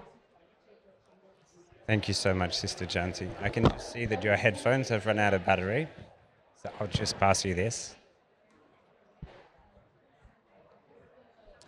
Thank you very much, Sister Janti, for that message of hope. I find at least a lot of hope in hearing about the universality of those values, and I hope that we, with that universality, can build a society based on those values. You can hear us now, okay? No problem? Great. Then we'll turn to our third panelist, Lisa. Lisa joined us at a discussion at the Danish Democracy Festival where we asked similar questions and we presented a different report. So it's slightly different this time, Lisa, with some new input, but it's also a second chance for you to imagine what your carbon neutral society, or maybe a third, maybe you've done this at home and envisioned. But Lisa, what did it feel like this time? Did it feel different? Did you dig a bit deeper into your vision? And perhaps the report gave you a new way of thinking about that as well. Please share your reflections on the carbon neutral society. Yeah, I think actually this is an exercise I've done a lot of times because we do something similar as youth delegates in Denmark when we tour around Denmark and talk with young people, because I think it's something we truly need. As you were also talking about, that we need to have politicians and all of us needs to have visions about where we're going instead of we always talking about where we have been and where we are right now. Because I think if we cannot vision the world that we want to create, then it's really hard to get people on board in creating it. So I think the report just gave me more like a base of how to create the vision that I actually see. Because I think the vision I have is a time where we value things very different than what we do today. So the economic wealth is not what we prioritize above everything else, and we don't see GDP as the goal in itself, but that we actually look at things in a different way. So I think in my vision, I was walking around in a forest and I felt that the sun was shining on me and I could breathe freely with nice and clean air, and I was surrounded by a lot of people I love, and I didn't think at all about what clothes I was wearing, if I drove there in a car, or like I didn't think of anything consumerism. I think I was only thinking about values, as you also talked about. So I think that shows that we need to talk more about this. We need to talk about what a good life is, which world it is that we want to create. And I think that comes a lot down to the report that we got presented by Theo, that we need to measure stuff in a different way, because otherwise it will not be a truly deep transition into a different system. And we also talked about that when we had the reflections within the audience, that maybe we should see rights in a different way. You also talked about it in your presentation, that right now we have 2 actors who have rights in this world, and why is it not so that all species have rights and have the same rights, and maybe also generations, so also the not even born species, like the future, should have the same rights that we have today. Yeah, so I think if I should summarize it, it's like that we value things in a different way than what we do today. Thank you, Lisa. And I imagine when you do this exercise also within the youth and organizations you're a part of, you recognize that we need this vision because we need to know where we're going. But we also then need to boil this down into how we can get to that vision. So I'd like us to now to try and take a bit of a pit stop on the way to 2050. We can say it's 2035-ish. What changes do you see in the panel that we need to have already in place in, say, 10 years' time? Can we have a midway target? Perhaps there are certain events that have occurred, or changes in our values, or particular turning points in society or in the economy or in nature itself. I'll leave that as an open question. And if you ever want to interact to each other's comments, just put up your hands. It's good to have a lot of interaction in our panel. So please just let me know if you want to speak. But who'd like to get us started? Lisa? We also talked about before, when we had the reflections, that sometimes it's a bit hard to figure out what is a step in the right direction and what is a step even deeper into the system that we have today. So for example, talking about carbon pricing, I think that's a way to get to a step where we also see, for example, that we destroy our planet with the CO2 that we're emitting, and in that way coming to a place where we value things in a different way. But putting a price on CO2 is also, making it into the system that we have right now, so not doing the deep transition. So I think, and as a step towards the vision that I have, at least we're using our areas in a very different way than what we're doing today. We are prioritizing that should be used for species. So I think the area use is a good first step of how to get to a 2050 in a total different way than what we have it today. Thank you, Lisa. Isabella, I saw you wanted to speak. Yes, and I'd like to thank my both two co-panelists for very wise words. Let's see now. Is this working? Okay. No, but I think what we need to start with is a new narrative. So today, the idea about big wealth for everyone and happiness and joy is very much linked to consuming, and full stop. That's what's driving all the commercials you see on television, you see on the streets, on everything that we kind of have agreed that is linked to well-being and happiness is, you're visioning yourself in this beautiful house with this beautiful car and your beautiful face and your beautiful clothes, and everything is about something you can buy. But we're kind of very much past our basic needs, at least in the Nordic countries. And I think it was very interesting that you mentioned Thomas Björkman's The Nordic Secret and that book, because we did a huge transformation in the Nordic countries some 120 years ago, going from one of the poorest countries in Europe to quite fast becoming welfare states with the voters' rights for women, education, free education for everyone, and a real welfare society. How did we do that? I mean, that's the Nordic secret. But it was, as you say, was some leaders that really started this process, but engaging everyone was like the method of doing it. Through public education, accessible to everyone, not only children, but also grown-ups, adults. So the kind of the Nordic Folkhögskola, I don't know how to say that in English even, but it's higher education, but open for everyone. And that was a big movement in the 1910s and 20s, also for women, for laborers, and the unions have their own educations. And I think that was a way of everyone feeling that they were participating in something new. We were going somewhere. We were going from poverty to a welfare, a secure state where everyone had a part and everyone was important and everyone needed to contribute. And now we're all reduced to one thing, and that is customers. We're just customers. And we are choosing, we're not only buying clothes and all that stuff, but we're also on election day going and voting for those that gain my own self-interest the most, not the whole common interest. So what I think we need to do, the intermediate step, is to work on the idea that everyone can contribute, everyone is needed, and also that we also feel a lot better when we are doing something together and we're actually contributing to the common good and not only to my own small, narrow good, which in fact is contributing to a lot of social injustice and inequalities, not only within our countries but also globally, between the global north and the global south. So the education and social movements and getting everyone on board, but again, political leadership and other leaderships as well are needed to kind of talk about that vision and getting everyone back the sense of being a citizen and not only a customer.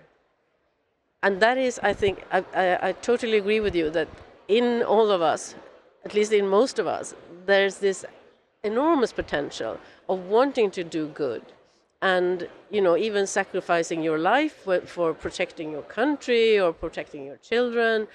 And that is an enormous potential that we have to use now when the entire civilization is threatened by the climate crisis. So it's now time for us to really mobilize those potentials in all of us. Sister Janti. I think we're moving gradually to that point of critical mass where more and more people are recognizing that what is needed is the inner journey and spirituality, which is different from religion. Religion is very specific and divides us very often, There's so many differences, culture, the creed, the belief system, the food, the rituals, everything. But if you go on an inner journey, wherever it is you stand, believer, non-believer, you get to that point of universal values that we all share as human beings.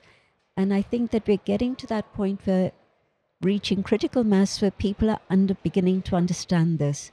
And by 2035, my hope, my vision, is that people have reached that understanding of being able to tap into their own inner resources so that they're also aware that we're one family.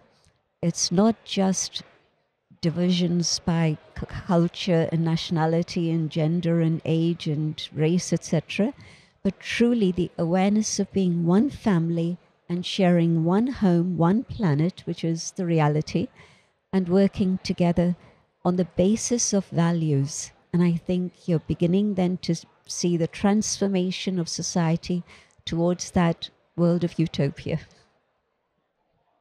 Lisa. I think sometimes when we talk about the green transition, some people tend to talk about whether we need more or less democracy in order to reach that and to reach a goal, for example, about climate neutral region by 2050.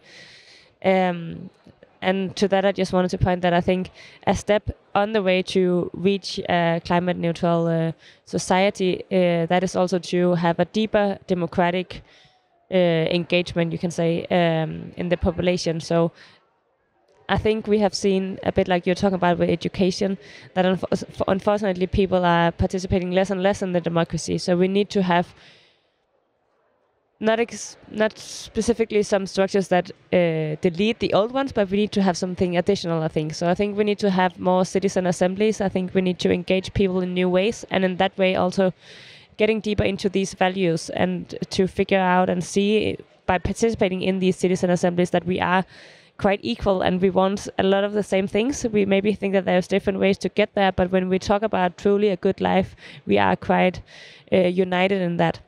So I think to have more conversations and more democratic structures, that is a good step to get to the goal of our visions for 2050.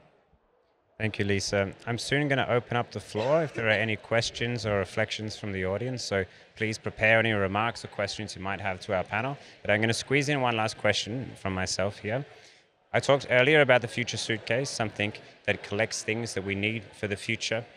And I'd like to ask you, hypothetically, if you could contribute one item to the future suitcase, that is one item that we might need in 2050 to help us in the climate neutral society, or how to get to the climate neutral society, what would that be? It could be a physical object, it could be a policy, for example, it could be one particular value. I know that there's many, many things we need in the carbon neutral society, and it might be hard and seem ridiculous even to just choose one. But we also build the carbon neutral society from all the individual bricks. So I'm wondering, is there one thing that you could contribute to the future suitcase to the carbon neutral society? Sister Janti. I'm not sure that it could fit within a suitcase, but I'm thinking about how when I feel the inner being, it's a being of light that shines in the forehead. And so the one thing that would move us into that world that we would like to have, which is carbon neutral, because you're not dependent on external energies. You're using solar energies, you're using neutrino energy, you're using energies that exist, that we know about, but we've been reluctant to take them up. But in that world, I see each one as that shining star, that shining light. Thank you, Sister Janti. Isabella?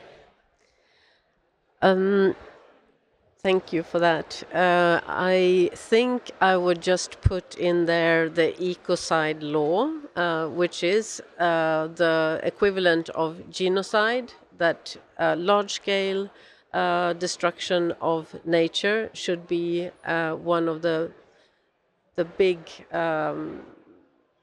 all that everyone agrees upon is morally totally wrong and at a global scale.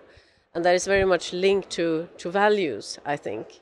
I don't think it will solve everything if we had the ecocide law tomorrow, but just agreeing on that would start a discussion within the global society where we actually recognize other living sentient beings and future generations also their rights to a healthy planet.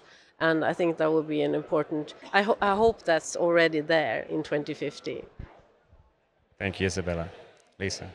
Yeah, I think I would also turn it a bit around, because hopefully in 2050 they won't need anything from the society that we're living in now. Hopefully 2050 we're in a lot better place than what we are right now. So hopefully they already have this ecocide law, for example. So I think I would put one thing in it, which would be, let's say, a catalog of all the products that you can buy on Temu, this online platform for many funny products, just to show them where they shouldn't get to again. So hopefully that would be like something they would laugh off and be like, whoa, they were so stupid back then that they thought that this would bring them any joy in life, and use that as a horror movie maybe about how the world had been before, and they then will enjoy even more the climate neutral society that they will be living in. Thank you, Lisa. Thank you to all our panel. I'll then turn to the audience, and I'd like to hear if you have any reflections on the discussion we've been having today, or if you have any questions that you'd like to ask our panelists. Just raise your hand if you would like to share or to ask anything. Yes, at the front here.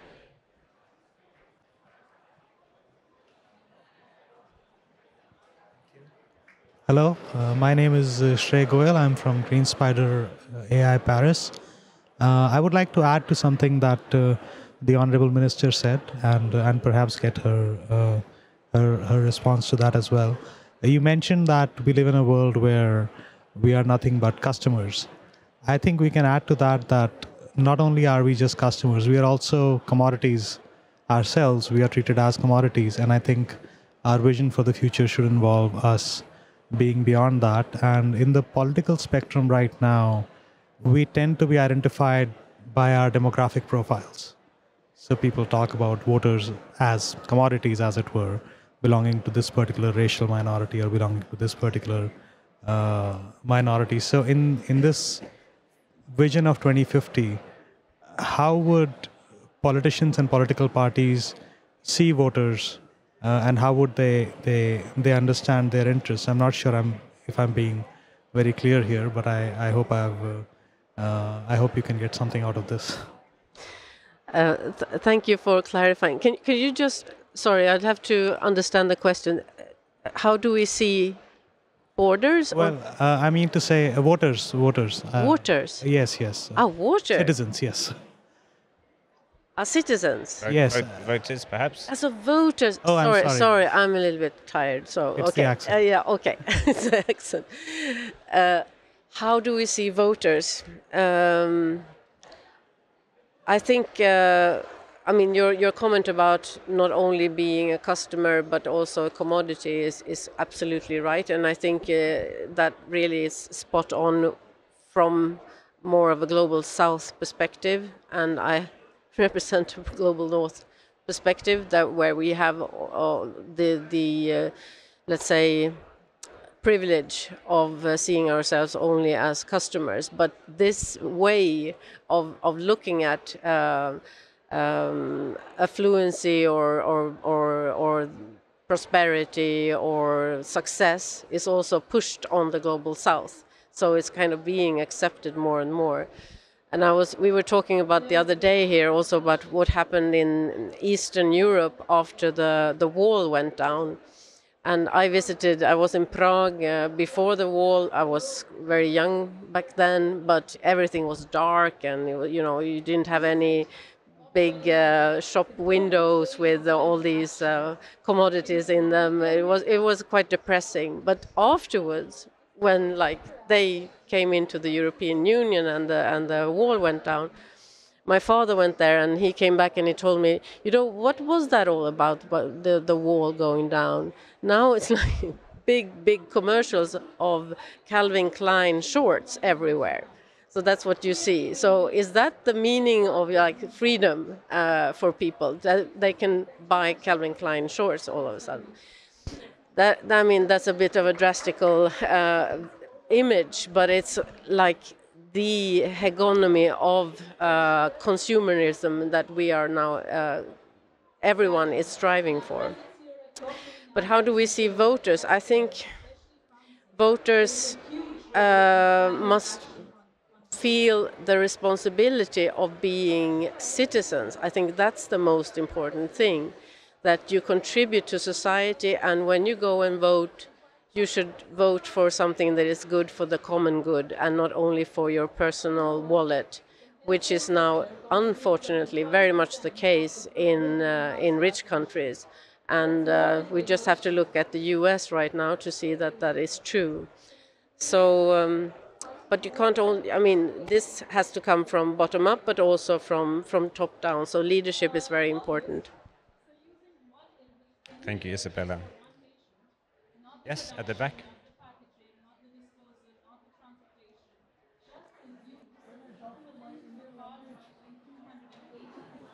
Can I talk? Hello? Hello? Can you talk my Indian language, Hindi?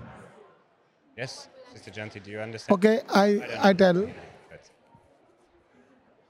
Once newborn child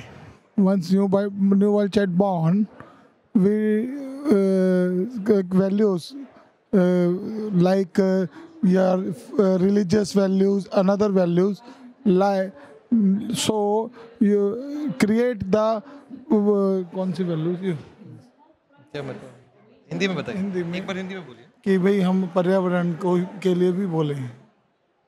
What is trying to say is that how we feed into a children that this is your father, this is your mother, and we give them the family values that you have to, care about them. Similarly, we have to, input in their brain that environment is also equally important at the very early stage, so that they also, know that in future we have to care about it.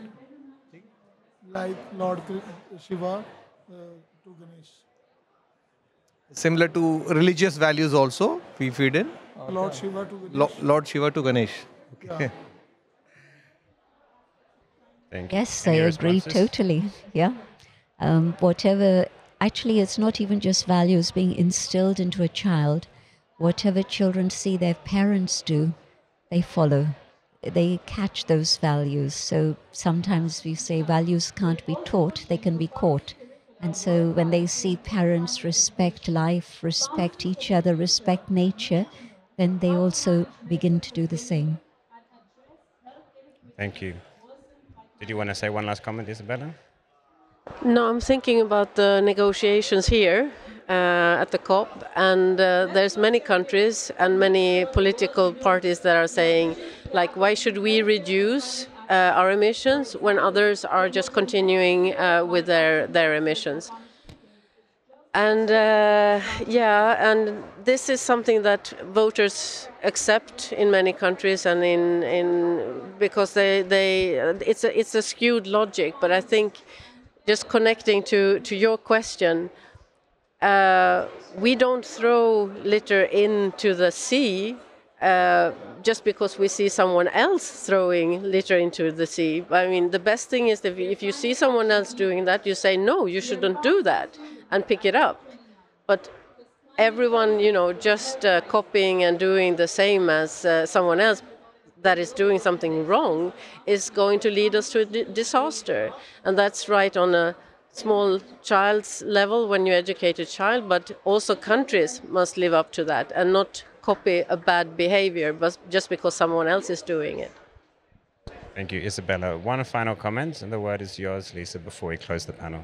Thank you. I think I just wanted to say, as a wrap up, both when we talked about our visions for the future and about the negotiations happening right now, I think we need to shift the conversations of always going about rights and what we have the right to do, and instead talking about responsibility. I think if we make that shift, we will both come to a better world and have some values more deeply rooted in us, but also the negotiations would be easier if everyone said, I can do this because it's my responsibility, instead of saying I have the right to do X, Y, Z, because that's something that we wrote down sometime.